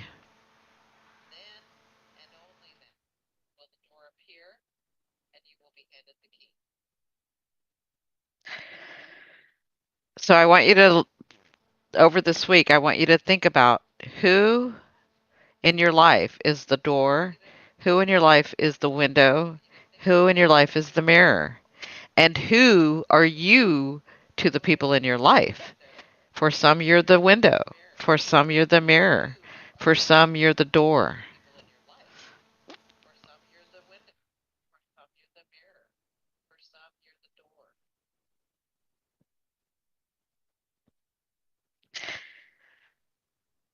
And then one last thing before we go. I mean, we'll chill out for a little bit, but before we go, um, can you guys send me paranormal stories? Because we're going to start doing those podcasts and stuff. And maybe bedtime stories from your ancestors. Remember we talked about those? And old wives' tales, if you could tell me what that is.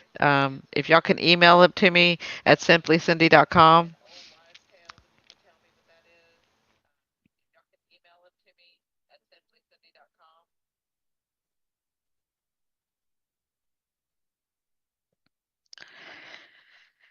And I think we'll let it rest there. So if anybody has any, hello, that was weird. Took forever to get on. Hi, Cindy. How are you? If anybody wants to talk about anything, if anybody has any questions, if anybody has a subject that they want to talk about right now, or if you just want to chill and laugh and have something to say, or maybe we'll even let David talk. Oh boy.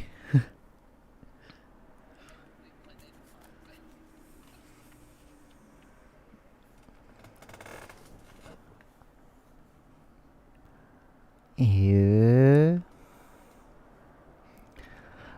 Mm, I don't want to ruin surprises. I'm excited. Yeah, you know what, Cindy? I had allergies this week too. Like really, uh, like really bad. It was really messing with me. But I took my herb stuff, so I feel Ooh, better. Cindy Lou. Yeah. Can I tell them a sneak peek? Not what it is, but like a general idea? Can I tell them like a general idea?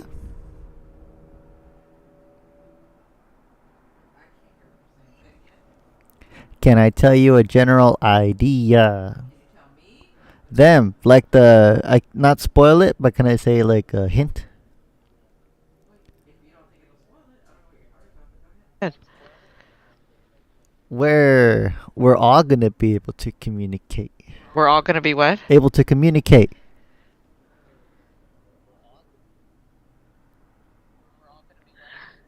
Are Uh huh. Okay, here's the thing. I wasn't sure if we should bring that out because I've been talking so much. Huh? I wasn't sure if I wanted to talk about that tonight. I did want to talk about it earlier, That's but why I said a because this hint. took so long, That's why I'm I giving them a wasn't hint. sure if I should bring that up yet or not. Well, I Yeah. already gave the hint, so it doesn't matter now. Well, that's okay. That's all we're gonna give because I don't think I think everybody's listened to me talk so much they're probably like, "Oh, I can't anymore." Hmm. But that's my hint. I'm excited. Mm-hmm. Yes, Amy. Then you'll have to go back and look at the replay. So, I told the story about the mirror. Um, I can't think of it now. The mirror, the window, and the door. So you have to go back and listen to the story. And we did a meditation to help ground you. So we all love listening to you. Oh, thank you, Tammy. Never enough. Uh, well, listen, instead of me talking and talking and talking, can we take a break? And that way we won't lose the energy. People that are here are still coming in. You guys talk amongst yourself or don't talk or go get your glass of wine or your what do we call it? The devil's lettuce. I guess that's what some people call it. Wow. Or your little happy herbs or whatever you need to do. Happy herbs. That's Tat. What you mean? But I'm gonna take a little break because I've been talking, and then we can kind of just continue this. Yeah, guys. Yes, that's what I need to do. Tammy said, "Yeah, go pee city." Oh Lord. Dan- Daniel, don't be laughing at me. He's all quiet, then he starts laughing at me. Hmm. I love you, Daniel.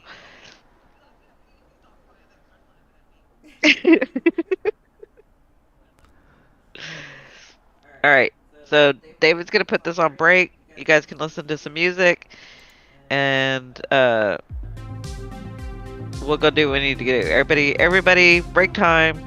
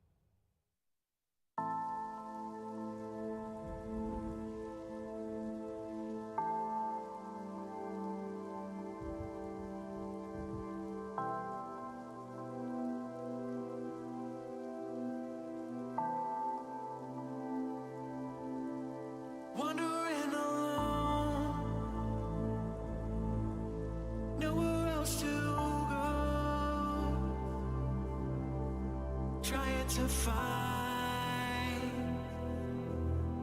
all by design,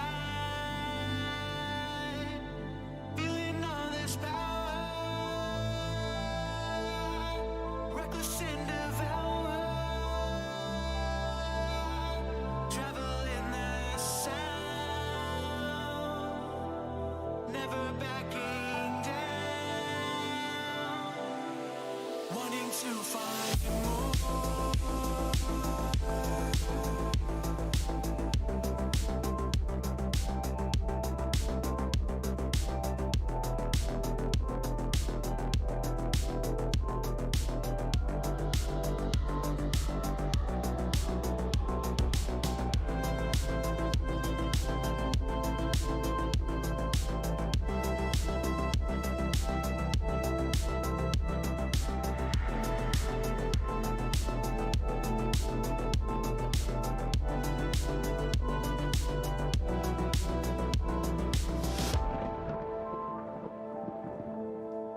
Wandering alone,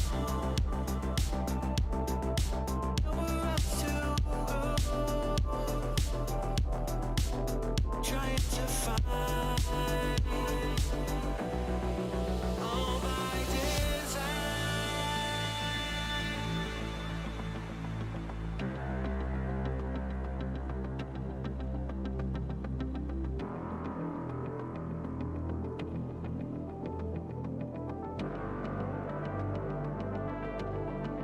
feeling all this power,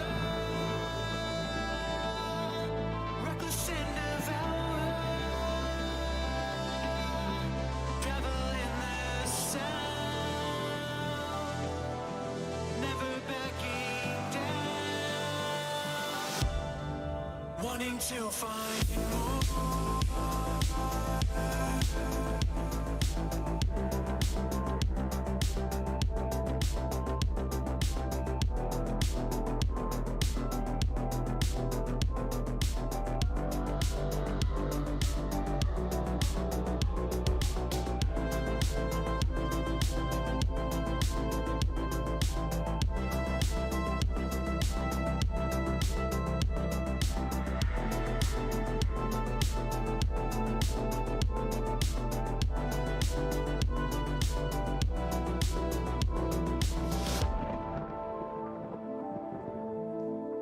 Everlasting light,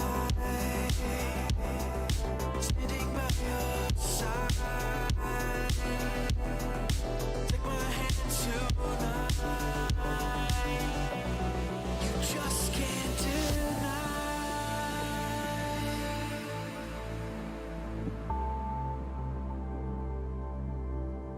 We will survive.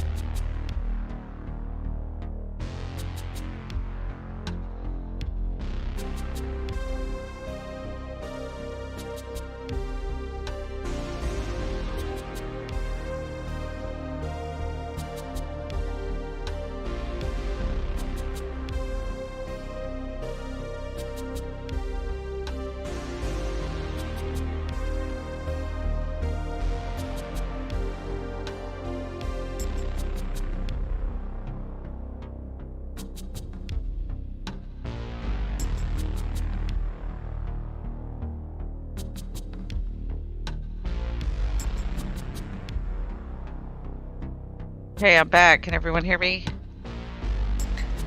Back.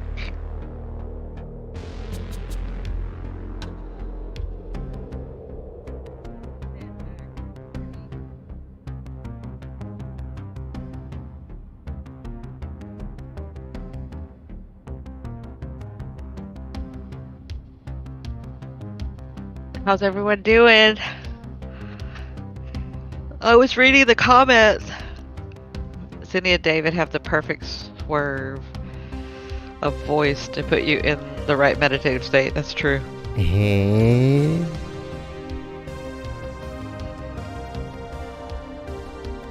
Ah, y'all want EDM? Okay. Yeah, I was reading the comments and I was seeing that David was going to show y'all something the last time, and then I came back. So, do you guys want to see that again?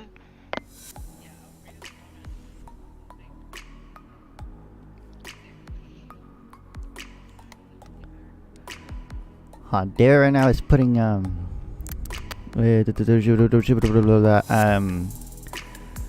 first of all, putting you back on.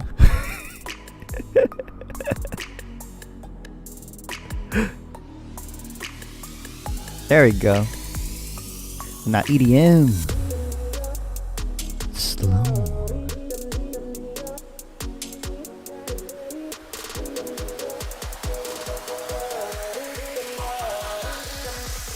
Are you ready? What are you doing? What? What are you doing? Oh yeah, I forgot y'all. She's over here just looking at herself. Okay, so I had the chat box above my face, so I forgot that I was on camera, even with my avatar. She's over here like moving her head all over the damn place. Hey, do you guys like my avatar? Isn't it cool? It's not there yet. Like, she needs glasses, and I think her eyes need to be a little bit smaller. I think I overdid it with the eyes.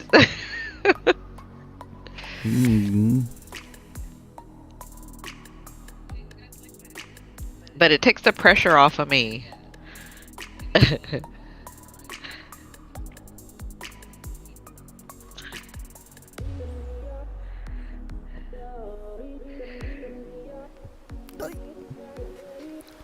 Oh, it's a kitty emoji. So I don't have to put my makeup on every time, and I don't have to like get the lighting right, and y'all know I'm still working on myself with that. So this is authentic as I can be right now.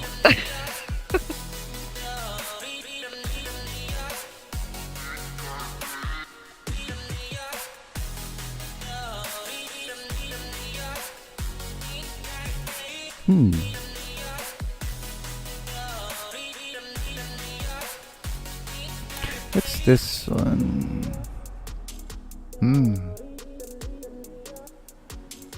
All right, David, are you gonna show them what they wanted to see? Whatever y'all are doing, I don't know what y'all are doing. Blowing up planets or something.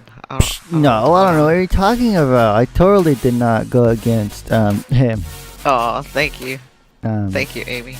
I totally wasn't playing with the planet thing again.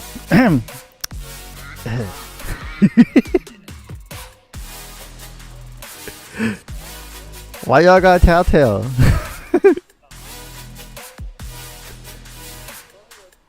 Hold on. We gotta. Oh, thank you, Cindy. Why y'all got Telltale for? Trying to get me in trouble. Wait, where's my drink? Hold up. Oh my god, you're stupid. You're dumb.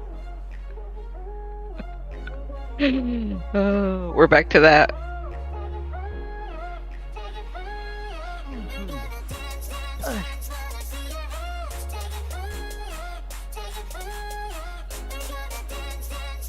No, that's the I first know. thing I The said. first thing he said is, "Don't tell Cindy." What do y'all do? Tell me.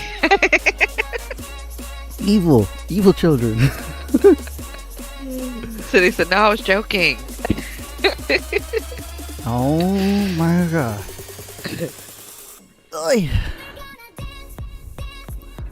Oh no, but what I did think that was pretty cool. Wait, hold up. Let me adjust my chair. Okay. Hold on. Cindy, were you the one that was moving? Did you get all moved in? I mean, I know I moved, but did you move too? Weren't you moving?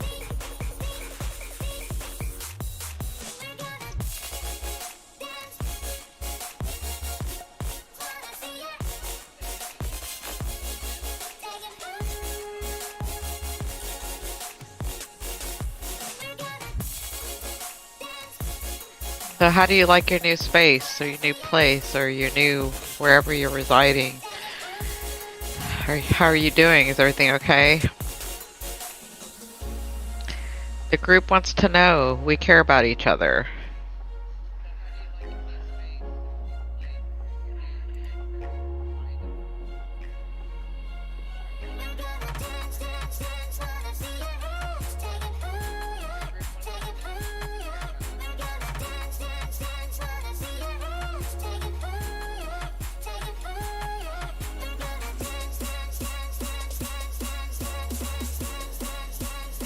You know what would be cool though?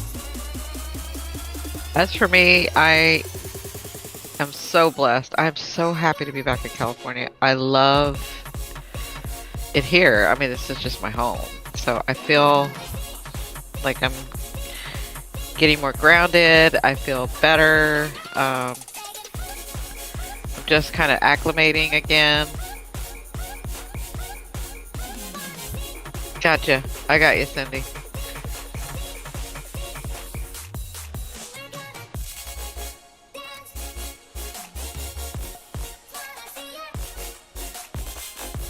Yeah, it's nice to be in this weather. I can take walks, you know. I've got to start working out soon. I was going to start this week, but when I heard all those Geminis getting into accidents and then me burning myself, I was like, I'm not getting in the car right now.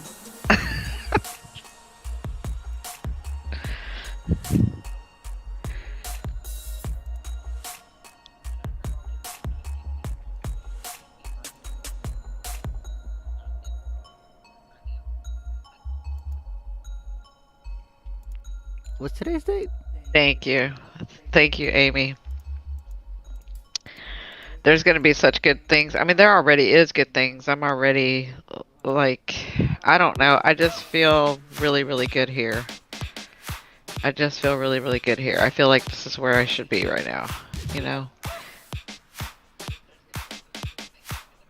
And again, I want to eventually, I mean, this is what I'm working for. I'm working to get the house. But where I'm at is really good. And what about you, Cindy?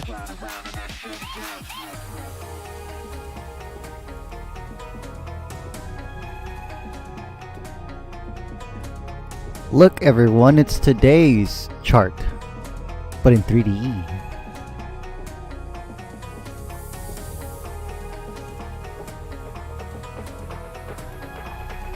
Okay, y'all are gonna have to like clue me in as to what's going on, Nah, right now it's just and then I'm gonna put David. I'm gonna put myself on mute so you can talk. no. The point is that I want you to see and talk. Look, You wanted to what? no, I want you to interact. Cause look, this is today's chart right now.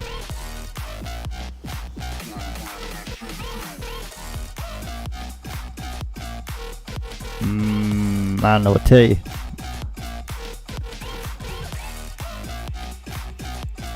Let me see.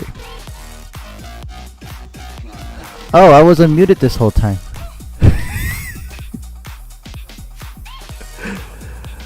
I was on mute.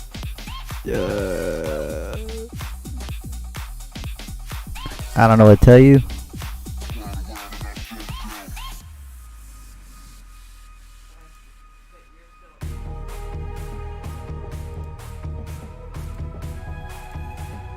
Hold on.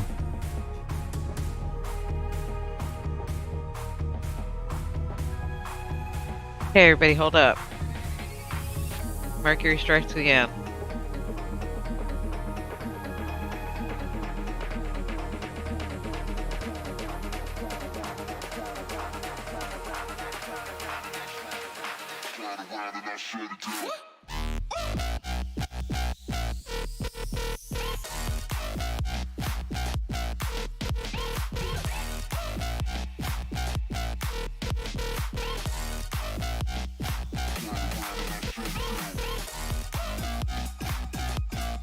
Testing, testing, testing.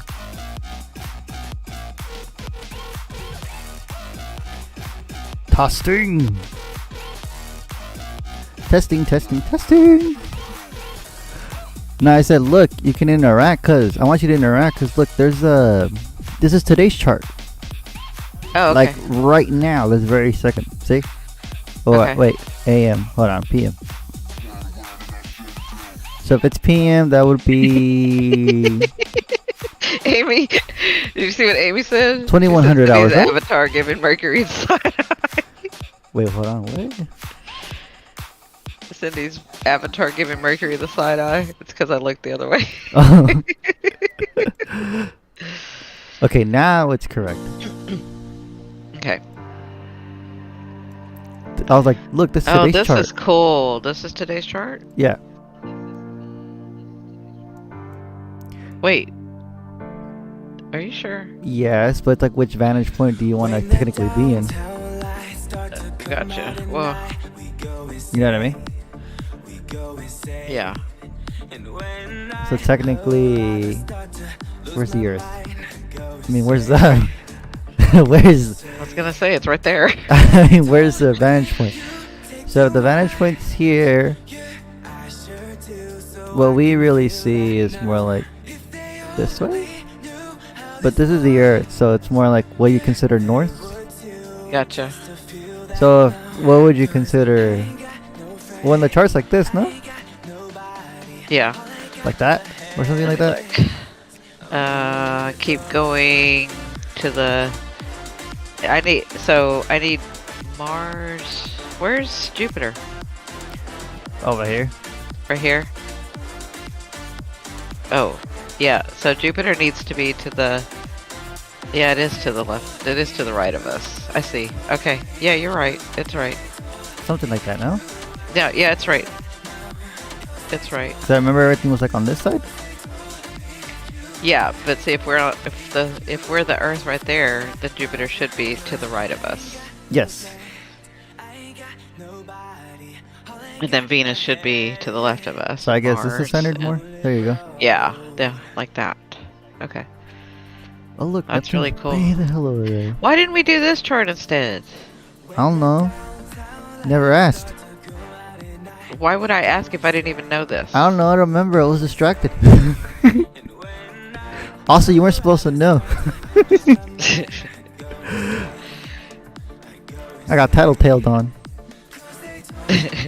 Cindy said she was just joking. She wasn't saying anything. Hmm. First thing I say. But look, we're on Sedna. They do have one where Nibiru's inside. Eh? They do? They do have a Nibiru one. I think it's in here. Watch. Yeah, see that long orbit? I think that's what you're seeing. No, this is Sedna. Oh. No, Nibiru. Nibiru is where... It's somewhere. Because this is Jupiter's moons. Supernova, flying asteroid. Voyager. Space probe. Oh look, retrograde asteroid. Cindy said we didn't blow up. What were you doing, David, to blow people up? I don't know what's going on. Were you messing with our solar system again? Boy, didn't I tell you I already had to Oh come look, to I found out Planet 9! I already had to come back to California to fix the weather. I did tell them the story that last time I was fucking with shit and I hit was it Hawaii or was it somewhere? No, it was somewhere else. I think it was in Africa. I hit an asteroid and then remember like a week later there was a huge crack in the same place that I was fucking Yeah, with. it was. It was. I know y'all won't believe that, but that's really what happened. I was like, quit doing that. I was like, go make your own universe. Don't be playing in this one until you learn how to do it. Look, Planet 9. Planet 9. Dana says, yes, thank you, Cindy. It was getting too hot. Yes. Planet 9. So Lorna can't be here tonight because she was traveling, and she says hi to everybody. But, I mean, she really wanted to be here tonight. But we were talking about that. She's my witness, and David's my witness. Planet 9. I see David. Hold on just a second. That reminds me of something. So I don't remember what day it was. That David's like, have you... I forgot. I think it was getting hot. I think it's when it was getting hot. And I was like, no. David's like, I want rain again. Because I told him I was fixing it. And I said, well, I haven't really played with the weather. Like in San Diego, I know exactly the energy. So I got it down to like, what was it, David? 2 hours? 6 hours? Something like that. Yeah. Like I could change the weather in 2 hours or 6 hours, right? So I was like, well, let me try it up here. And I know this sounds crazy, but this is really true. This stuff is really true. I have witnesses. So anyway, I was like, okay. I was like, well, let's make it rain again. So I did it, and I was like, well, let's see how long it takes. And then David and I were talking about it, and I was like, well, let me call, or I think I was talking to Lorna too. And I said, Lorna, you're going to be my witness. This is the day that I did it. We'll see how long it takes to come. And I think I did it on Tuesday. I don't remember the days. Yeah, I think I did it on Tuesday to make rain come. And then I just saw that it's coming on Tuesday. So it's taken a week. So right now, so you guys can say hi to her. She's gonna watch the replay. But it looks like it's coming on Tuesday, and then Wednesday, and then Thursday and Friday. So it only took a week. It took a week for me to change it, but that's because I haven't done it here yet. But I'm just getting used to the energy. But soon enough, I'll be able to like change it within hours. Chiron's fucked up. And I know this sounds crazy, but we did this on a live one day. Remember, if some of you have been with me for a long, long time, this was a time where we had 5,000 people. I don't even remember. It was thousands of people online on this live on YouTube. And somebody was asking if I could change the weather. And I said, yes, I can. And somebody was being a smart ass. And they were like, well, we're in a drought and we haven't had rain and blah, blah, blah, blah, blah, blah, blah, blah. And they were like, if you can do it, I bet you can't do it. And I was like, well, I'm not here to prove anything to anybody, but I'll show you that I can do it. But this is only to show you that you can do it. You guys can do this, right? And so I did it, and I said, come back to me or come back to us whenever it's done. I think the next live, which was like 12 hours later, they had storms. They had storms, and they'd been in a drought. And that's not to boost my ego. That's to show y'all that you can do it. Anybody can do this stuff. I just have to teach you guys. But anybody can do it.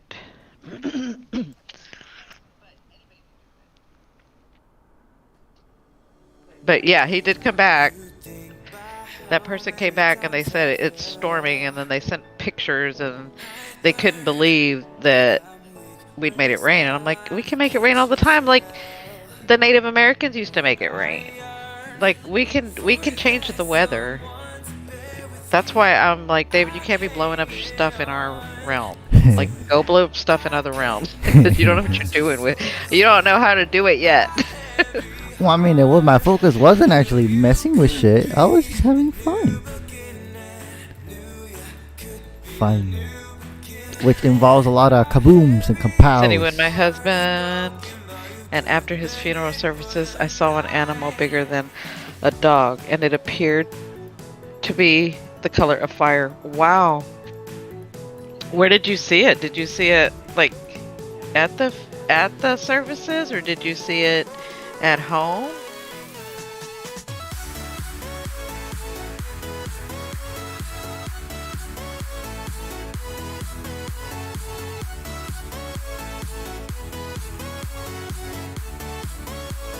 Tammy says, Cindy, can you make it stop raining here? Where are you?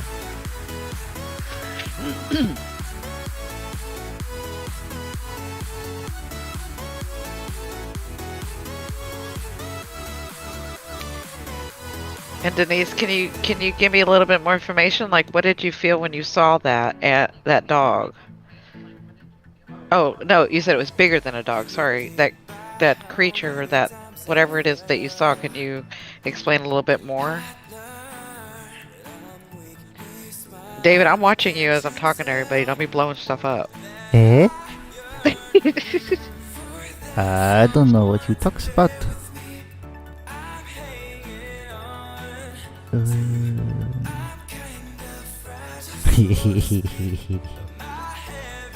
Oh, in Ontario. Okay. All right. So, let's try to do it this way. Tammy, I want you to think about what type of weather do you want? I'm gonna show you how to do this real quick. What type of weather do you want, Tammy?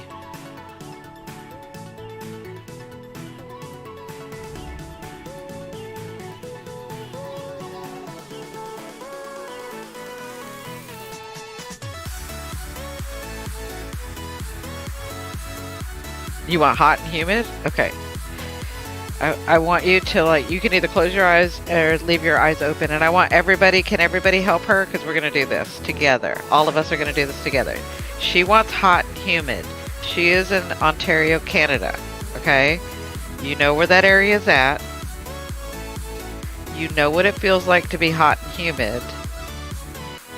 I want each of y'all to, like, walk outside in your mind's eye. And I want you to smell that humidity, to feel that humidity and the hotness and the sun being on you. Like, think of a day that it's hot and humid.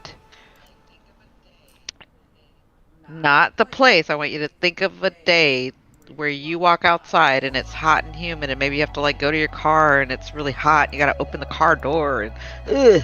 Like, to me, that's not fun, but I know what it feels like, right? I want you to feel it.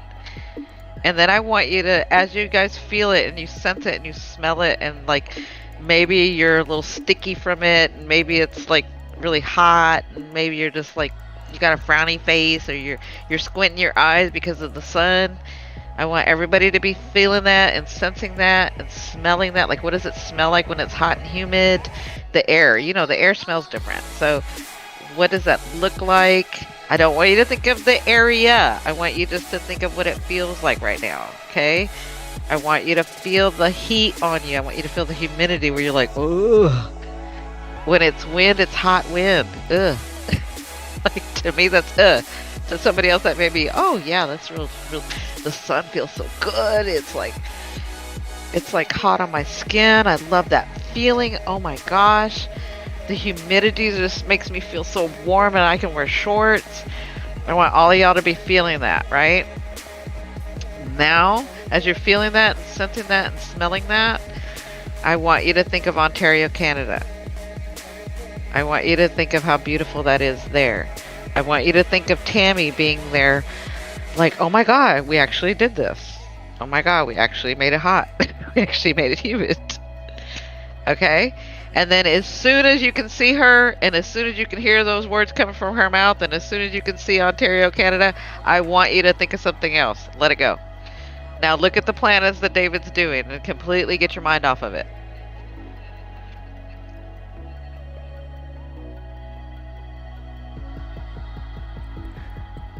Actually, I'm adding water to Mars.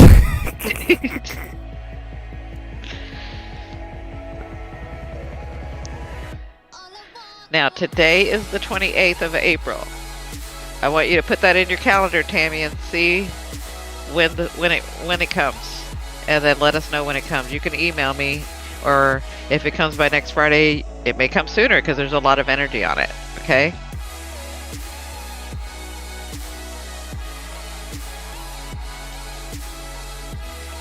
That's a big ass ocean in Mars. But let us know. We're all intrigued because I know we can do this. I mean, I do it all the time, so I know you guys can do this. You just have to be taught. That's all. And you can't be a brat like David and just be doing stuff. Yeah. Venus is mostly. That's awesome, Tammy. Yeah, Venus is hydrogen. We've got some powerful, powerful beings here. Let's do some stuff together, right? That's the thing that reminds me, Cindy. You know, I know you said, and we don't want to intrude on anybody. If you don't want to tell us personal stuff, do not. I want everybody to feel comfortable. Like I said, people can be in here and never say a word and just be in the energy. That's fine with me, and I know that's fine with all of y'all. But because we're all together, and I said we have to do this together, remember, that's what Spirit's been telling us. My higher self's been telling me is it's time to do it together. So, Cindy, if we can help change the energy, if we can help you in any way, you know, and you don't want to tell us anything personal, if you could just kind of give us a sort of focus, then we can help you change that energy if you want, right? But that's up to you, Cindy. But I want you to know that goes for all of you. That goes for Daniel. That goes for Denise. That goes for Tammy. That goes for Amy. That goes for Cindy. That goes for Lorna. That goes for, did I say Daniel? Mm-hmm. That goes for Eagle. That goes for anybody. Anybody. If you want our help, we have a lot of energy here. We have powerful power. This group is powerful. Y'all just need to be focused and taught. That's all. But y'all know a lot already. And so if we can help in any way, for any of you guys, let us know.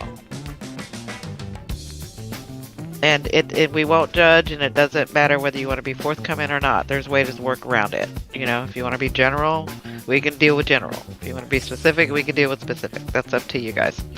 That's up to each one of you. The only thing I ask is that you be authentic, because remember, we are working with authenticity right now. Oh, that's right. We were all burning alive. Yes, unite together as a whole. Watch what we're going to do, Tammy. I'm telling you. You're going to be hot and humid. You're going to be like, holy shit, that worked. And I'm laughing because I do it I see people around me when they don't believe me, and then I do it. They're like, no freaking way did you just do that. There's no way. And I'm like, you can do it. Everybody can do it. Oh boy, this is not good.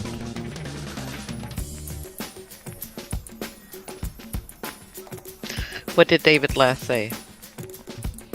What did you say, David? Huh? Well, I said we're all burning alive.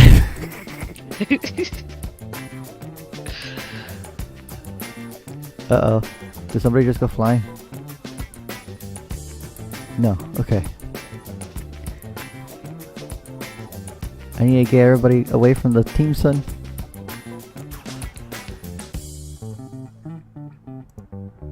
So, is everybody a planet, or how does this work? So What are you I get them to choose. Okay. So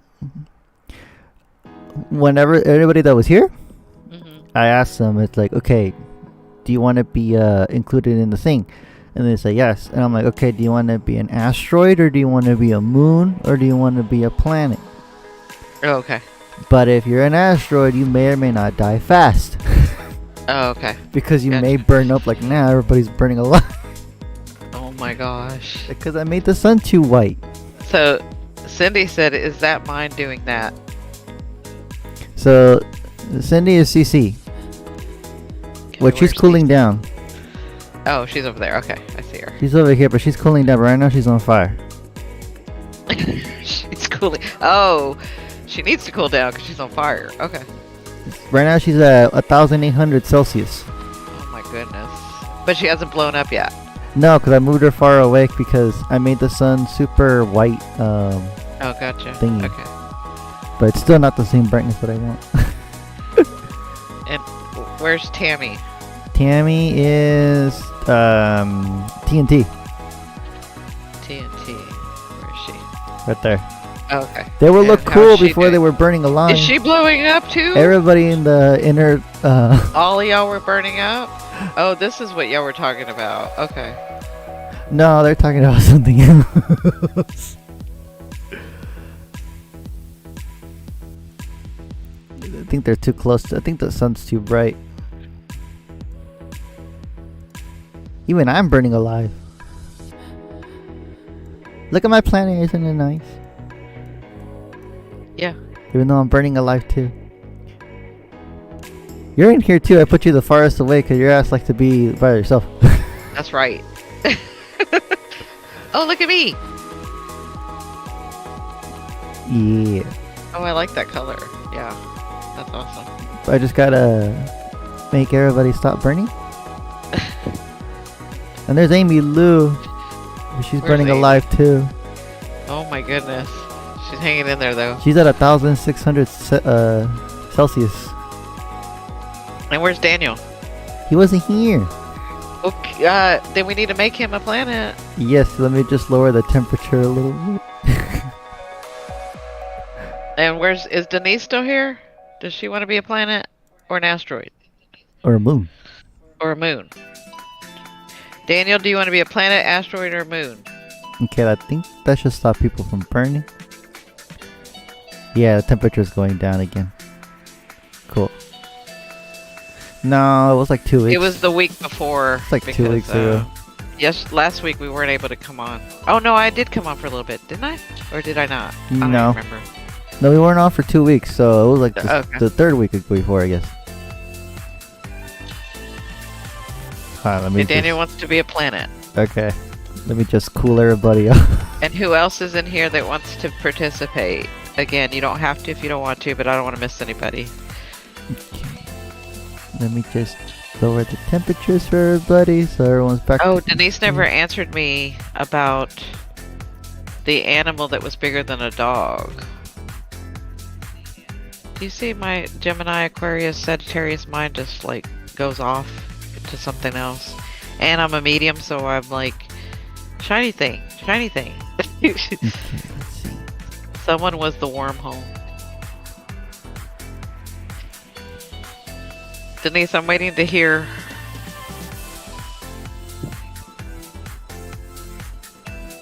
About this animal that was bigger than a dog.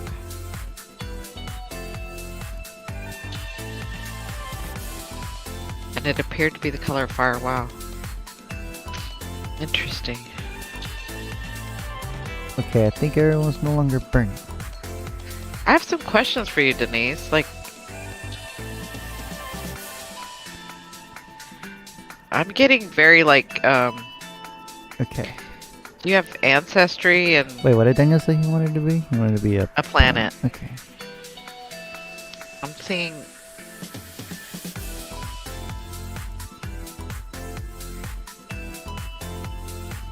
I'm seeing like Native American Denise, but not Native American history, like ancestor.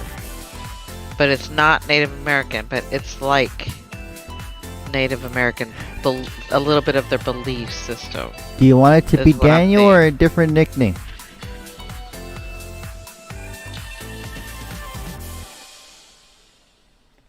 Put Daniel for right now.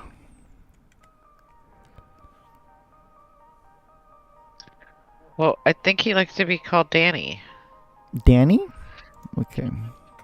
Yeah. Oh, see, I was right. Okay. And then we gonna make you have some. We only have water, I think, right now. We need something deeper. I need moons. I need like 4 moons. Before we do things, I need to make everything look not dying. Oh. Everybody was burning alive. The sun was too hot. Oh wow! Danny's 94.8% like Earth.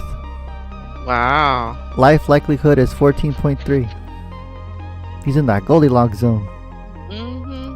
Sounds just like him. You know how he is. He's gonna be comfortable. That's his energy. Whatever he has to do to be comfortable. Whoa, whoa, whoa, whoa. Went too far, went too far, went too far, went too far. I keep forgetting that my avatar is showing, and sometimes I'll look this way and look this way.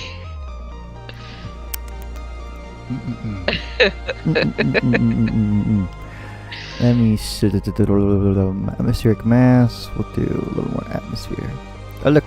You got clouds, atmosphere. Well, there's a storm right there. That's a hurricane right there. You crazy. Okay. So that's Danny. Who else is here that I haven't done? Well, I was asking Denise, maybe she's gone, or maybe she had to go, Ooh. because I was curious about what I was seeing with her, but I'm not getting any response. So, is anybody else wanting it to be a planet, asteroid, or a moon? Catherine. Is Catherine? I'm looking to see Amy if Lou. I missed anybody. You're weird. And what about Priyadeep?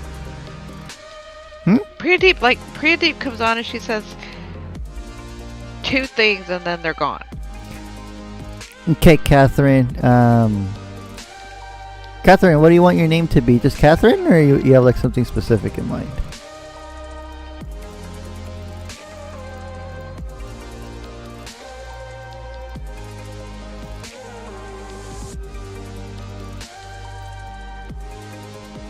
Let's see.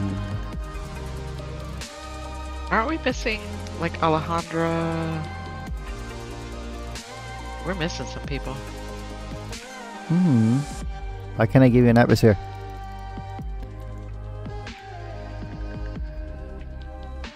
Catherine's good? Okay. I can't give... That's really pretty. I can't give Amy an atmosphere to save my life. There we go. Is that Amy's? Yeah. That's really pretty. Oh, I like that. No greenhouse effect. Atmospheric mass. Yeah, that's what I was asking Amy about Priyadeep. Give you some albedo. Yeah, this is Amy. That's Amy. That's really pretty. Okay. So Catherine wants to be Catherine. And it's a moon? And she wants to be a moon.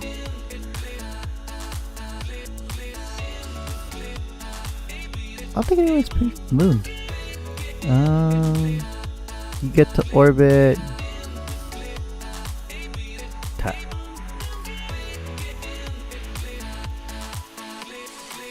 I told you I need moon. Do you want to have her orbit me? Good. Let's see. Ooh, she's getting special treatment. I need like 4 moons. And your ass is still burning along. Okay. Hold on, let me cool you down first.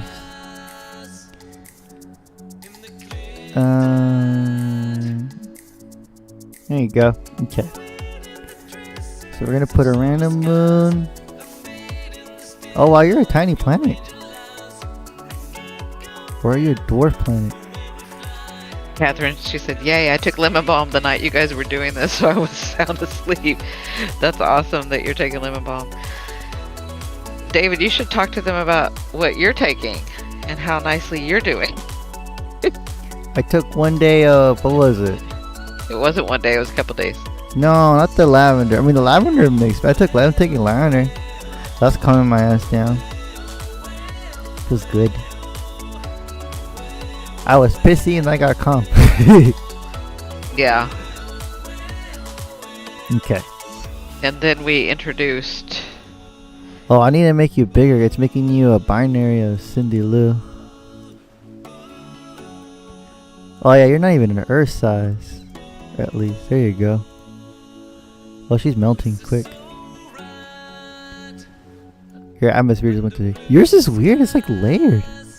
Who, me? Yeah. Well, that's because I am weird. No, like layered. I don't know what you mean by that. You'll see it right now. Let me just make So we calmed David down with the lavender so that he could still, function during the day, but get his nerves calm, his anxiety, and then so that he could sleep well. He was doing good, but I really wanted him to have some good night's sleeps, and really wanted him to. His nervous system has been in fight or flight for so long. I'm trying to get him out of the fight or flight.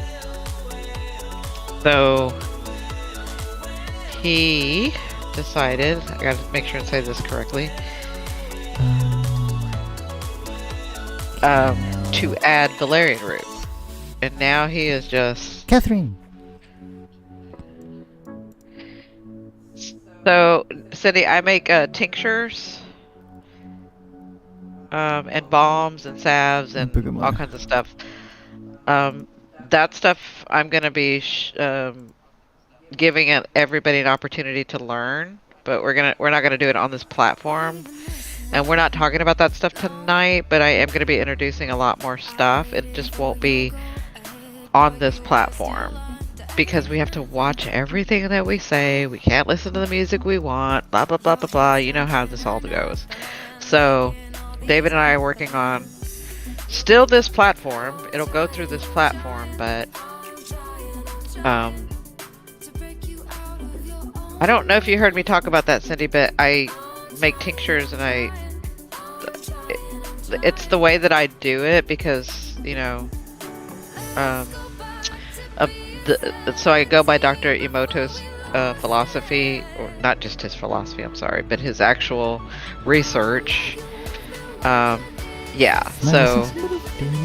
the way that I make the herbs and the tinctures and the balms is that I am singing and dancing and putting good vibes the whole time and thanking them and loving them and doing that. But yeah, so anyway, he was able to he's doing very well with the lavender and the valerian root. So valerian root I haven't talked to you guys much about, but valerian root, I will say it since I mentioned it here. But I will teach you about all these plants on a different platform. The valerian root has been tested against Valium and against Flexeril, muscle relaxers. So it's mostly a muscle relaxer, but it will really help heal your nervous system, help heal your sympathetic and parasympathetic. So we have that parasympathetic and sympathetic, and when you're in one, because you're in the fight or flight, you're in that state so that you can fight or flight or freeze, right? But that should only happen to you when there's danger, when you need to. Right. But then your body should be regulated where when you're not in danger, it should go back to the sympathetic mode, right? But a lot of us have lived in trauma for so long, and anxiety and so long, and being triggered for so long, that our body stayed in the fight or flight and has not learned, like, that became the norm. And we got to put our body back to center, and that's what these plants help do. Lavender, lemon balm, and so I do a combo with and again, you have to work with me. Like, we have to get your dosage right. We have to get your, not dosage, sorry. We have to get the type of therapy that's right for you. Let's just say that, right? So the type of therapy that's right for you. We have to find that, like David said, the Goldilocks, right? We have to find that Goldilocks space for you, where your body heals, where your body goes back to center and becomes its optimum, right? And so now that I'm here, I'm working with David to kind of get him out of that. And he's doing really, really well. How did you sleep last night, David? Good. I passed out in a good way. I was calm. I was like, I feel relaxed. I didn't wake up like all like, damn, like I feel groggy or like I don't want to get up. It was more like I'm comfortable. I mean, I'm still lazy, right? Yeah. But it was a nice sleep. It was very calming. That's good. Yeah, see, here's the thing. Like, when I hear all these humanity, society, the government, blah, blah, blah, blah, blah, talking about you should have pot, you shouldn't have pot, you should have the devil's lettuce, you shouldn't have the devil's lettuce, whatever. I'm like, you guys don't even understand. There's so many much better plants. There's so many better plants that are legal that will do way more than the devil's lettuce. Look, Catherine has people. Right, and that's nothing against the devil's lettuce, because I think it's a good herb as well. But there's just way better herbs for the type of thing that you specifically may be needing for your system. Does that make sense? Yeah. I know. I'm sitting here listening to, states fight. We shouldn't have it. We should have it. We blah, blah, blah. You can only be dying if you can have it. It's freaking ridiculous, because I'm like, if people just, that's what I want to get out. Like, I want to get the information out, but it's going to be very hard to just go in public on YouTube and say what I need to say without being shut down. This is why I'm going to make these things private.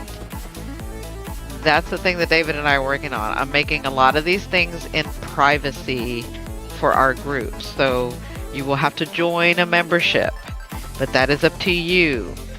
But that's because if it's private, the people that need to get the message are going to get the message. But there's just so much I want to teach you guys, so much I want to show you, so much about that. So unfortunately, I have to make a living, because now I live back in California, and I have to be private, because you can't just say everything online, because they'll shut you down so quick. Like, they really will shut you down real quick. Like, look at me now. I'm only getting, like, they won't push my stuff out at all. Like, I have like 10 people watching. Like 4 years ago, I had thousands of people watching, right? So eventually we're going to get to a place where we don't have to make it private, but for right now, this is the only way that I know to do it. Is I want to be able to say and do and help and teach without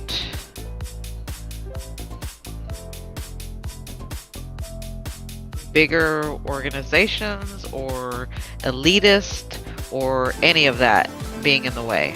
Does all that make sense to you guys? I mean, I was talking to somebody today and I was like, I only want it, like, I don't need to make a lot of money. I just need to make enough money to live a nice, peaceful life and do what I want to do. Like, right? You know what I mean? So I'm working on that. Yes. Yes. So we're working on that, but I am unfortunately going to have to make a lot of this private. So I will still be doing YouTube because, again, exactly, Danny, balance. I'll still be doing YouTube because the way that I see it is like YouTube is going to help our soul group find us. Does that make sense to you guys? Like, this leaves it open for our soul group to find us. But the real teaching, the real mediumship, the real, like, not that this is fake, but the deeper stuff is going to be private. It's just, it has to be. There's just no other way to do it. And it's unfortunate. I hate that society is this way, but I'm learning. No, I'm doing what all Gen Xers have always done. And I'm doing what Indigos have always done. We go in, we work in the system, and then we break it. Right? Like, we shatter it. And we learn to work within the system our way to make it work for us. Right? The real tea. Exactly. Like the real stuff. Plus, on this other platform that David's working on to get us going, we're gonna have movie night. We're gonna have music night. Remember, like we did on Periscope, where we could just play any kind of music and talk about anything and cuss and do whatever and talk like whatever we wanted to do, and we're not being held back by any of it, right? Because it's private. Where we can just all relax and say what we really want to say. Again, authenticity. I'm trying to be as authentic as possible here. But like, even the way I have to say things about herbs, you know, I have to like be really careful not to say certain words or to say it in this way or to blah blah blah blah blah. Now, if I'm channeling, how am I supposed to know? How am I supposed to do that? Like, I'm just relaying the message. Like, they're gonna shut me down real quick. Real quick. I mean, they've already made it. They've already made it hard for me. I won't say I made it hard for myself too. Right? But it's already hard. It's already, like I said, back in the day, we used to have thousands of people on here. You couldn't even talk to me with so many people on. Now, we're looking at 11, 15, 9, which is fine. But the only thing that disturbs me is that our soul group is not getting to us, right? But they will. They will.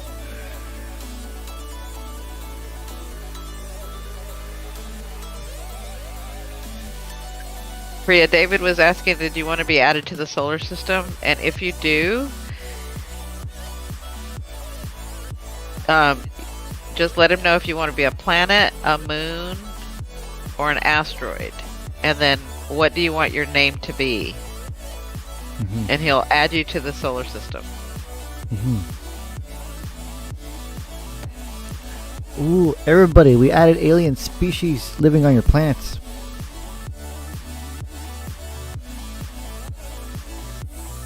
Example. Look at Amy. Look, that's where her civilization lives. You can see it more in the nighttime. See? Oh, wow. That's cool. See, that's what you should be doing, David. Building it, not exploding it. I mean, there's joy in both. Danny says my kitchen lights are flickering. I am a creator and a destroyer. Well, like we talked about, I thought your name was spelt David. No.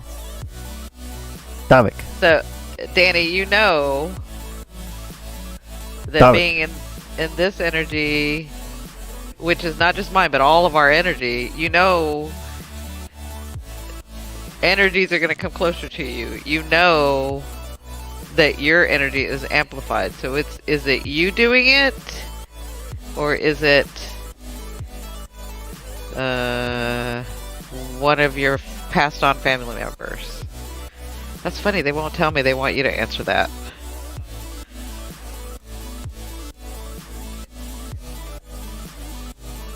He said, I'm the changer. Exactly. Good.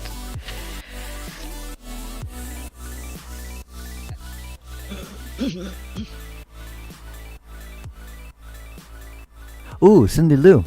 Mm. Look at yours. This is what I was saying, that yours has layers. Why are you always burning all the goddamn time? Well, that's my problem in this lifetime. I have to be cool. You mean Catherine's catching on fire because of you? I'm sorry, Catherine. No, look, check this out. Or did something smack you? No, think about it, Danny. Look, your people are up here in the north. Are you getting smacked by something? Why are you burning? Right there? Is that what you're talking about? I think something hit you. Probably an asteroid. I wonder what hit you. So, Danny, they're telling me if you... They're actually telling me you know the answer, but you're too afraid to say because you don't trust yourself. Because they won't tell me. I don't know if it's you or them. I have a feeling, but they won't tell me a definite. Because they want you to answer that. Something did hit you. David, how dare you? And look at poor Catherine. She almost got hit too. Because of you. Not because of me. We can fix it, we can fix it. It's fine, it's fine, it's fine. It's them, Cindy. I'm always asking. There you go. Oh, something is. There's fragments of something that it is hitting. Look at that. There's a hole in there. Okay. Oh. So, Danny, what they're telling me is, since you know it's them... You wanted to be a moon. No, you know it's them. You're not trusting the answer. You're not trusting yourself. Okay, what did Priya say? Hold on. Since you know it's them, you know it's not you. Priya said yes. Then feel it and trust the answer that you get. Remember, so Danny, you're an Earth sign, right? Aren't you? Are you a Taurus? I can't remember.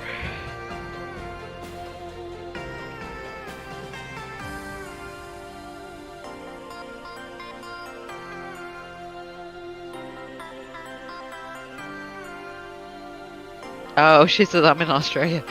That's why. Okay, Cappy. Yeah, no wonder you don't trust yourself. That's right. My beautiful Cappy. Okay.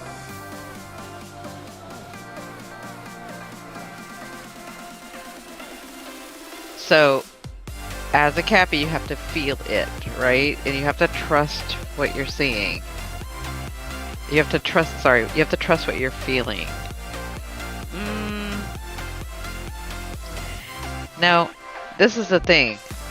You have a knowing, but you don't trust your knowing. How do you not trust your knowing?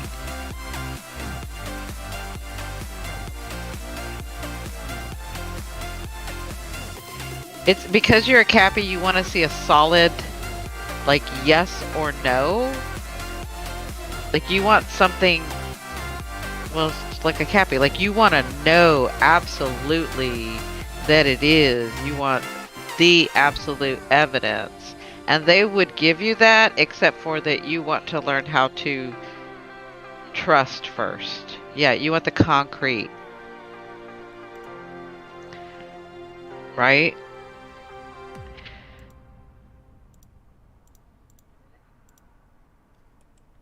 And I'm also getting that sometimes they will give you concrete, but you make it...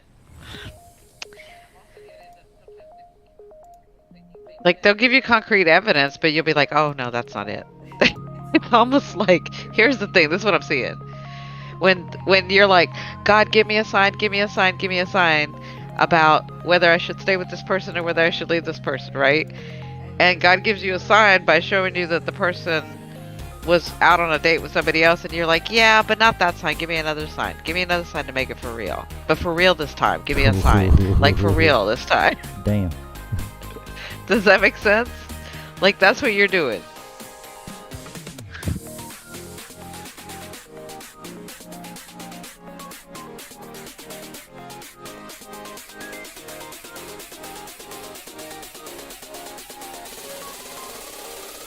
You're like, yeah, that's a sign, but I need a bigger sign. Give me a better sign.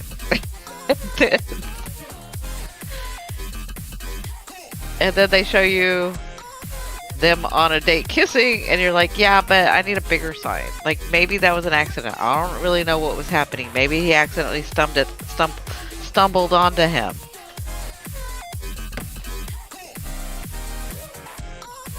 Like, maybe his lips accidentally kissed him. Give me a bigger sign. That's Priya.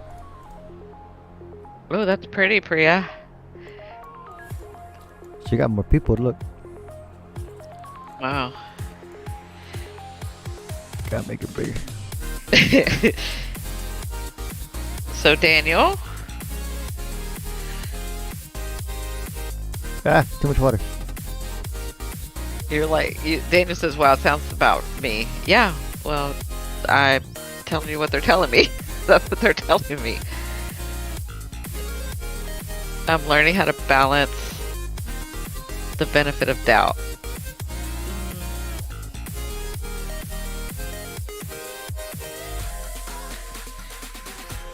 Okay, you need to learn how to trust yourself more.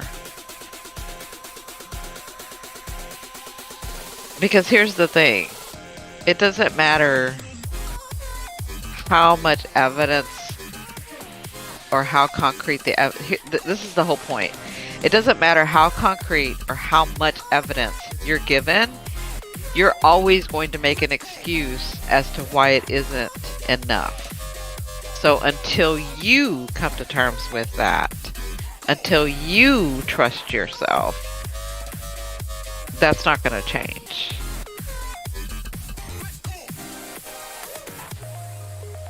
That makes sense? You've come a long way. Yes, and not to trust. Right. Oh, that's spooky. Everybody's about to intersect. Oh, okay, no, they're far. Okay, I was about to say, damn, everyone's gonna clash. Okay, everything's going smooth. So Lulu got 2 moons. Got 2 moons, yay.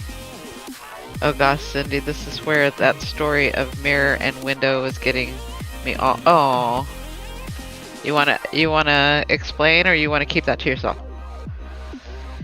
Just didn't want to say anything. It's up to you. Again, I don't want to make anybody feel uncomfortable. You guys talk and give us as much detail or as little detail as you want. What, did you explode me, David? Hold on, Danny. I gotta like check on David, who's exploding over here. No, somebody got meshed. I was about to say, somebody got fucked. I don't know who, or got smacked by something. There's a fragment. But why? So that's what was smacking you. What's smacking me? And this, it was asteroids. Something blew up. That's what I thought. I thought it was an asteroid. Where's it coming from? I think when people were burning and part of the planets were like coming off. I think that's what it was. I think it's just debris. So you did it? No, the sun did it. Roll call. Okay, Catherine, Cindy, Priya. Because Priya's next to you. I think Catherine's going away from you. Catherine, where are you going? I thought we were buddies. Yeah, Catherine's going away from you. Look, this is the moon. This is the moon that's supposed If she to be goes orbiting. away from me, I'm blaming it on you. Look, Priya's right here orbiting you, right? Yeah. Catherine somehow shot over here to her own orbit. She turned into a planet, actually. Wasn't she a moon? Catherine did? Yeah, she was a moon. She went into her own orbit. What you see is what you get. Yeah, look, it's split right here. She turned into her own orbit. Catherine grew. into her Yay! own orbit. Well, Catherine, you didn't last long as a planet. You grew. You evolved. You evolved into I a mean, planet. Good she's for still a tiny ass little planet. I'll give you you. that. We don't need to talk about that part. She grew, and that's enough. She's the size of 2 moons. Earth moons.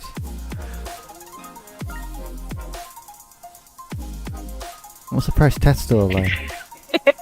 Danny says nice. She said, I'm doing me. Yeah, now Danny's burning for some reason. Don't try to change anyone to fit your idea. Exactly. Danny, why are you burning? There you go. Man, Danny got some storms all over. Look at that. Hurricane. Wow. That's pretty fitting about how he feels. Some inside. other hurricane. That's like 1. That's 2 hurricanes. Right. What else? Right, Catherine. There's 3 hurricanes. Big ones too.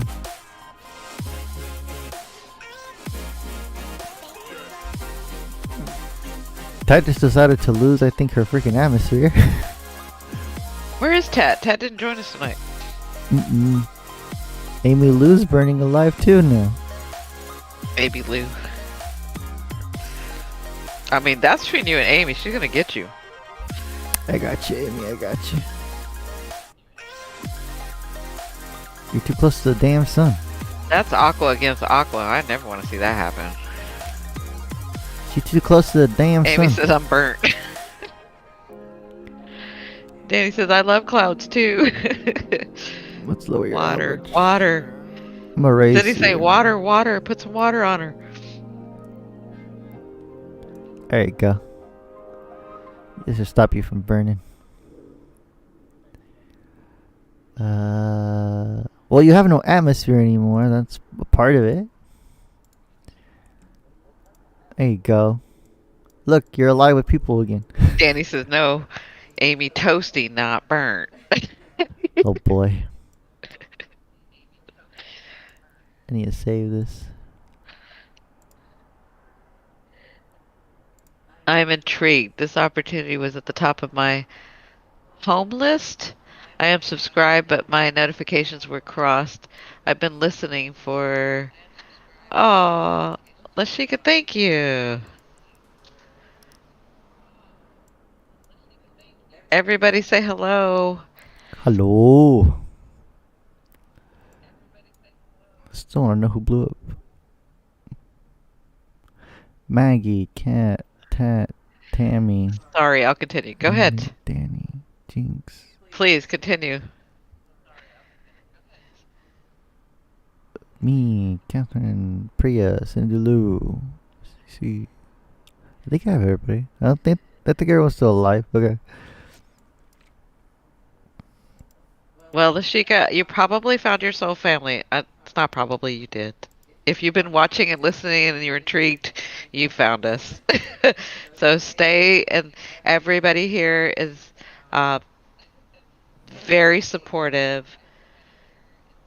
I won't say non-judgmental because everybody, that's just human nature to judge, but not in the way that you think, right? Like, we're very accommodating, we're very loving. There's a lot of wise souls in here because you're probably a wise soul, especially if you found us. So welcome and get to know everybody, or if you just want to hang back and not, that's up to you. I want everybody to feel comfortable, and when you're ready, you can. But we are so glad to have you. Right? Glad to meet another soul family. Ew, I got the chills. I got chills. Dude. And that's been a while since I gotten chills, but I did get chills just now. All right, who bought it? Who wants some rings? What I want you to do, quit blowing people up. Or planets up. Not people, but you know what I mean. I can't promise that.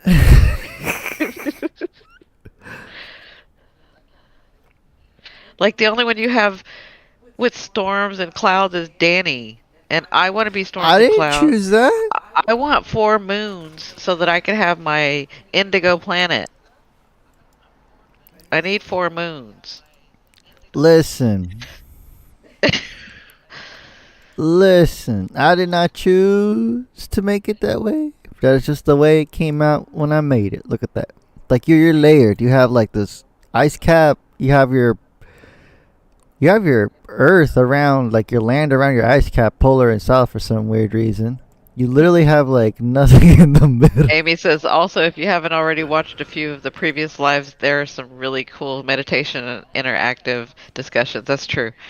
From the beginning, and I love how you were explaining about the planets and what's happening in May, etc. But I had to take my doggy to acupuncture. Oh, that's cool. But thank you for your beautiful words and your welcoming. Oh, absolutely. Mine are just We're so happy that you dope. found us. So happy that you're here. So you were one of the ones because I feel a lot of people watching and not saying anything. And I think I've said hello to all of you guys before because I feel a lot of people watching and not and just staying in the background, which is perfectly fine with me. So you're one of the people that was in the background. So nice that you came and said hello. I'm so happy. I think maybe that's why I got chills.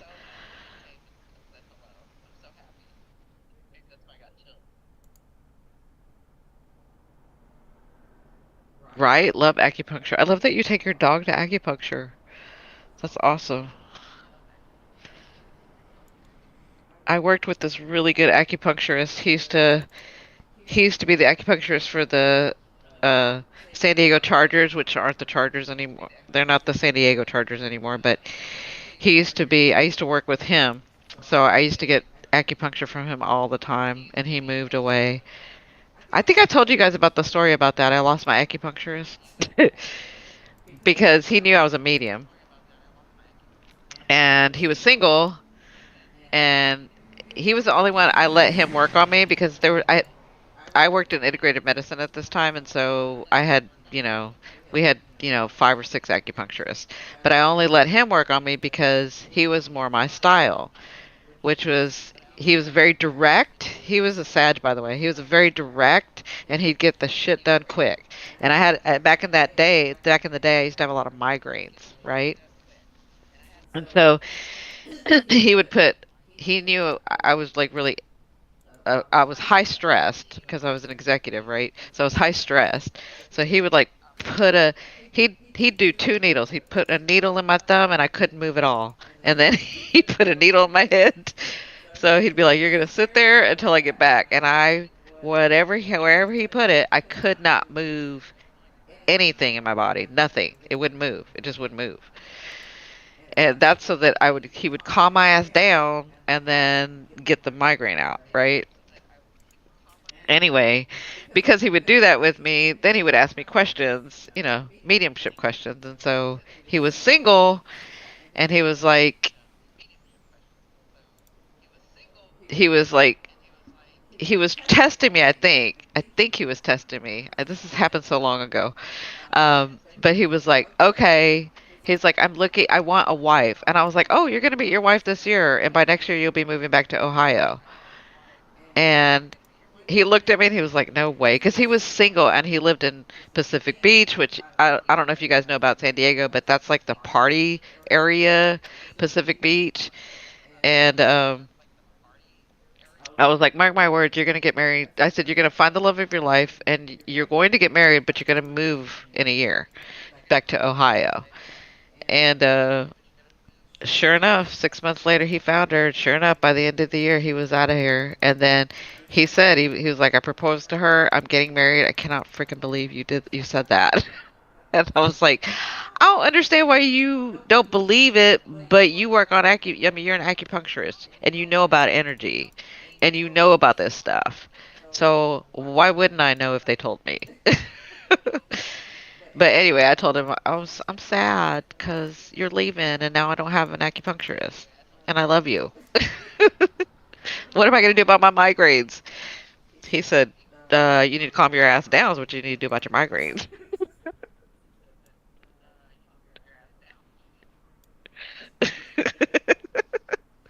And I did. I learned. He didn't know the power of Cindy.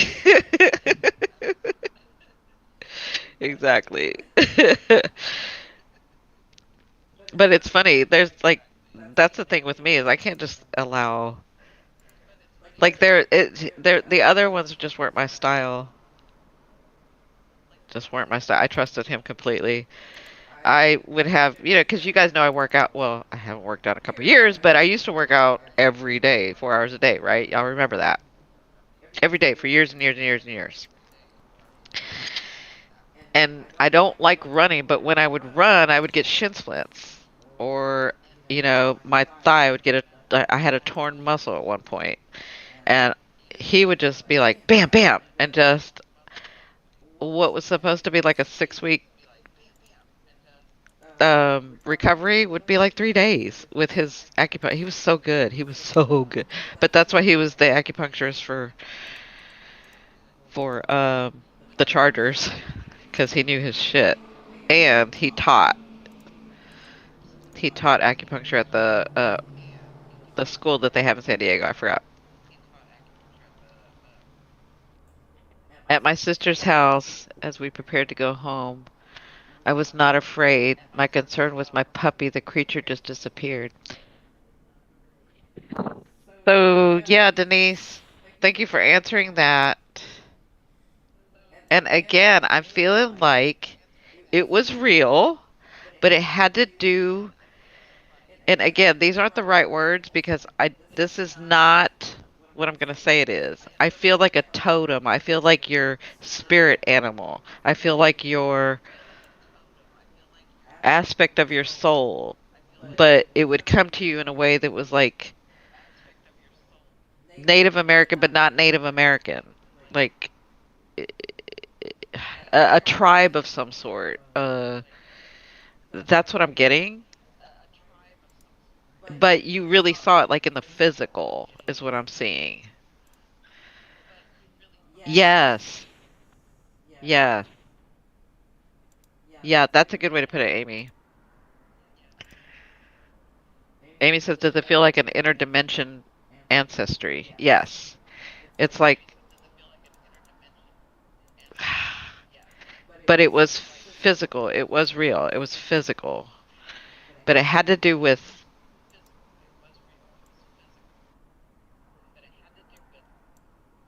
I'm seeing it had to do with your strength, with your,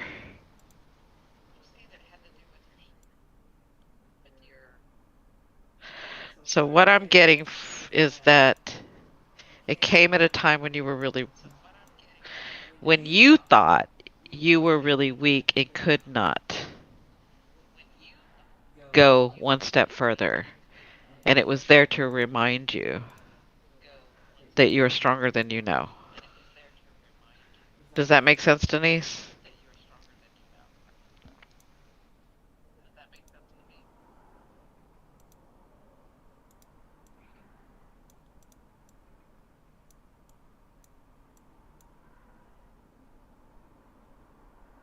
Oh, that's pretty, David. Hmm.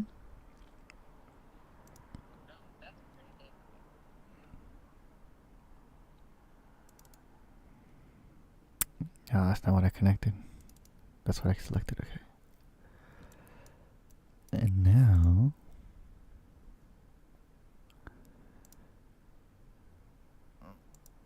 we're gonna add moons. One here. One tilted. Another one tilted there. You guys, I feel like I'm talking too much. You're Gemini, you always talk. David, I did not ask you. I don't care. Look for moons on an indigo gas giant. Look at that. Y'all, I had the craziest experience. I'm going to send you an email to you guys as part of the paranormal experience. Denise, would you send us that too? Is like the paranormal experience for the podcast? I don't know if you were here when I was saying that, but I was asking people to send me any paranormal stories that have happened to them, to you. If you could send it to my email, that would be wonderful, at simplycindy.com.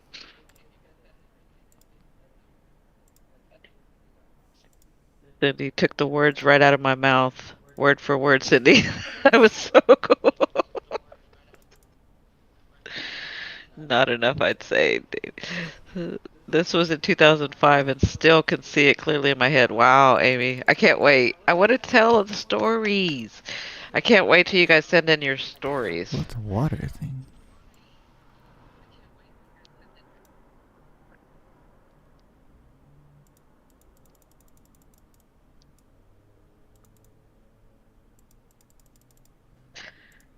Whose is that, David? Oh no, this is just an empty one. Oh. Because What? we're gonna launch Mars at it. Oh yeah. Here he goes again. Oh, Kuiper Yes, is Kepler. Denise, definitely share the story to them so they can share. Yes, if you're willing to, Denise. If you could send your story in and then I can read it out loud if I have your permission in the podcast. So if anybody else has any stories, Daniel, I know you do. Even if you don't trust it, Daniel.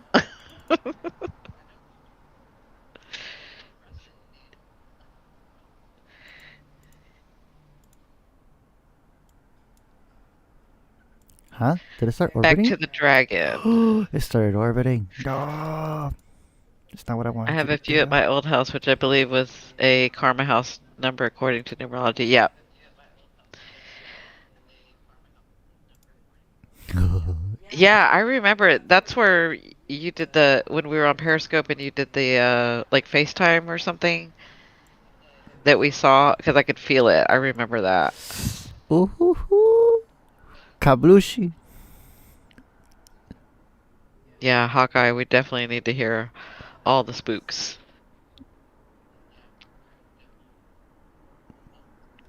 Yeah, I remember that house. I remember that feeling.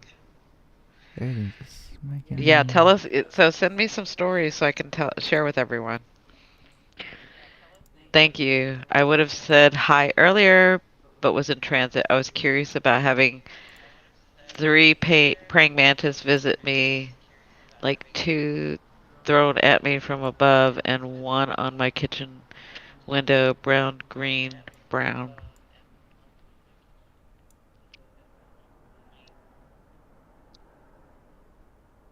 Hmm. Hmm. Me moon.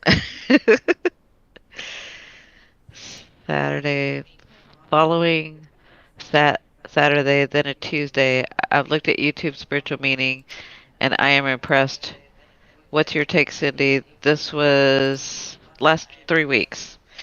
So the first thing I'll ask you with this is, when you think of a praying mantis, what does that mean to you?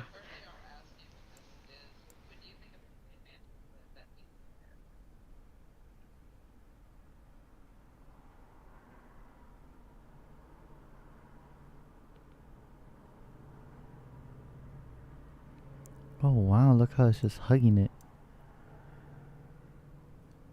Like, do you just see it as an insect? Do you see it as it's cute? Okay. And do you know what it does? Like, do you know what a praying mantis does or why it's here?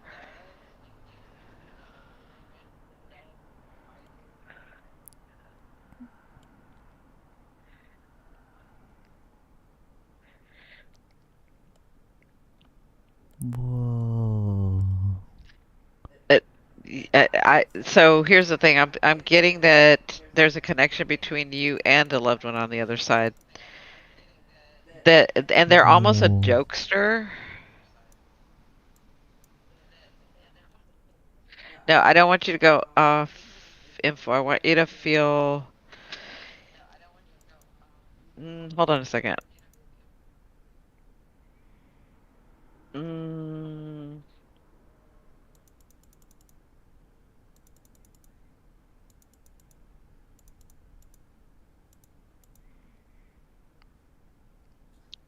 yes, Priya.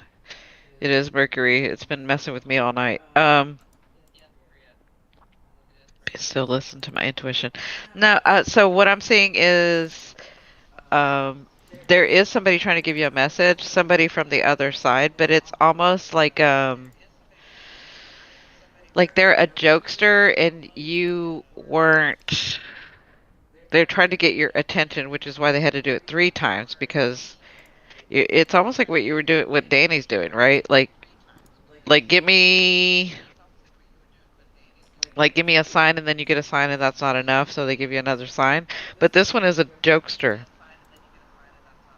Whoever this one is, they haven't said their name yet. They're almost a jokester, and you would understand that that's like the relationship you had with them. Like you would want to be serious, but they wouldn't want to be serious. Does that make sense to you? They would want to be serious, and you wouldn't want to be. I'm sorry.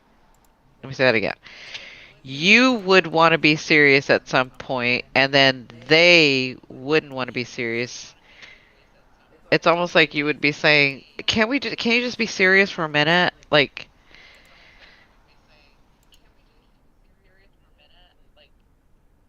okay. So it was she a jokester, your mom?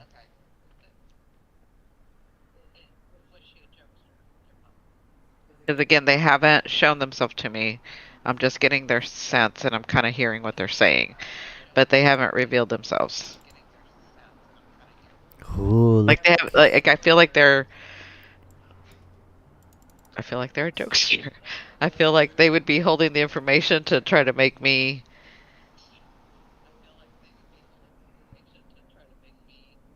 um work harder. Like funny. It would be funny to them.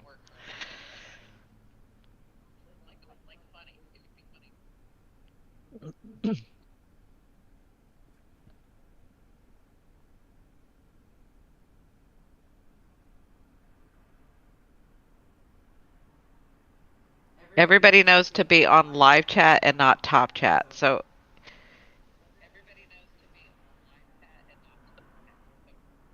if you look at where the chat is, if you look at the top left hand corner, if it says live top chat, then click that drop down window and make it go to live chat, because if it's on top chat it's gonna lag. You're not gonna get the stuff in order.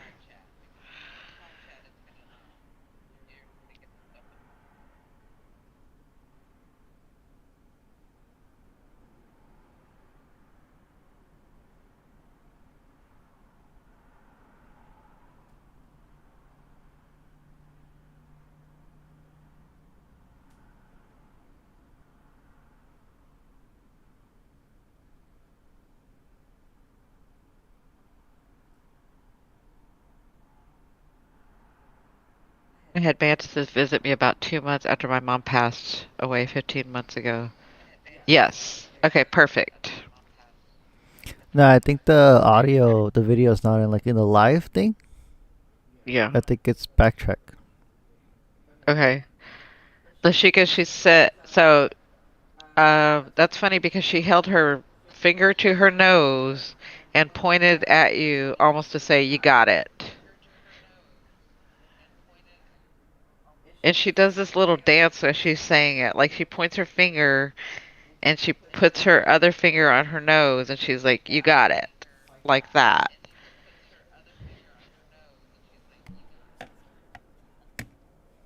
Does that make sense to you? She did this on purpose, so this must be evidence for some reason. Does all this make sense to you?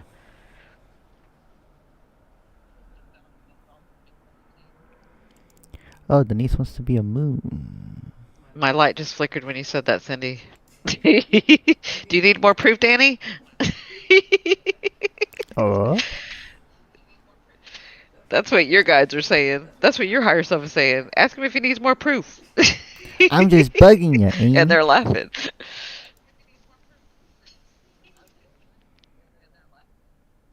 He said, "No, I'm good." I love Cindy. I love Cindy and Amy. I love everybody. They'll just like interject and be like, "Yep, that's what I said. Yep, that's what I did." So Denise, did you get Denise as being a moon, David? Yeah, I got it right now. Okay, you got her. Okay.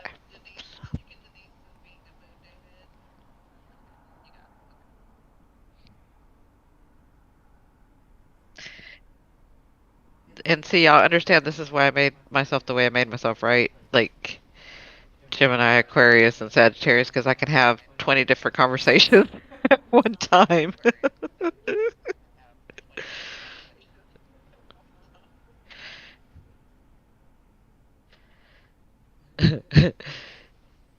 Wait, what does that mean, Amy? Bead you back?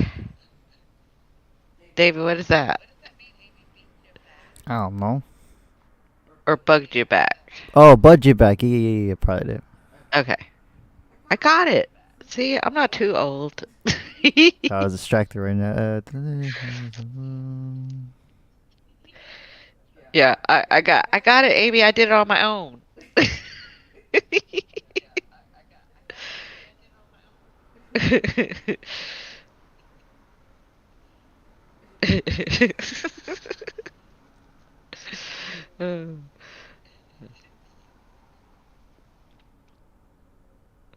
See, I didn't even have to use David for that.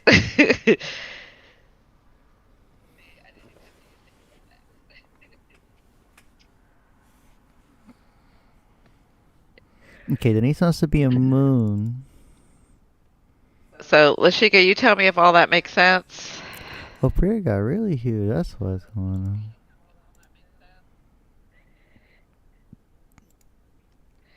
And I will tell you that she's really wanting to, apparently she's been wanting to get a hold of you because if you Okay. know anything, Lashika, if you have been here, I have not done any mediumship. This is the first night I've opened this up to mediumship.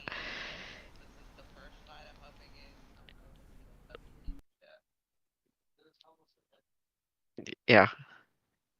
And we're gonna have to, confused actually, but thanks for the info. It's like Danny, but I lack the evidence. I really need to go within. I felt the mantis was meditate, Lisa. We've got stuff to tell you. Yep, that too. I think I said that's what I was feeling like. It's almost like Danny. Like he just doesn't, or you don't trust it. But she did say that. And she did point the nose and point to you and said, "You got it." That's important. Think about that because that's important. I don't know if she's done that. I don't know if that was something between you two, but they wouldn't have shown me. She wouldn't have shown me that if that wasn't important.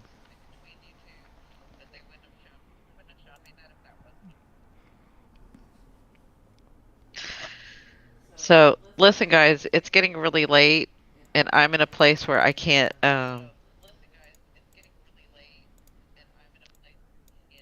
like my apartments. I don't want to like bother my neighbors now that I have neighbors. So, And Denise is added as a moon. and Denise, you are added as a moon. Yes, Denise is getting your message for sure, making you a moon planet now and is lagging pretty bad. Yeah, the chat is lagging. Amy, please can you do me the same favor for me? Yeah, Huh? Cindy, the noise. Priya's So already there. She answered we're no. gonna have to let you guys go, but I'm kind of glad that we did this tonight.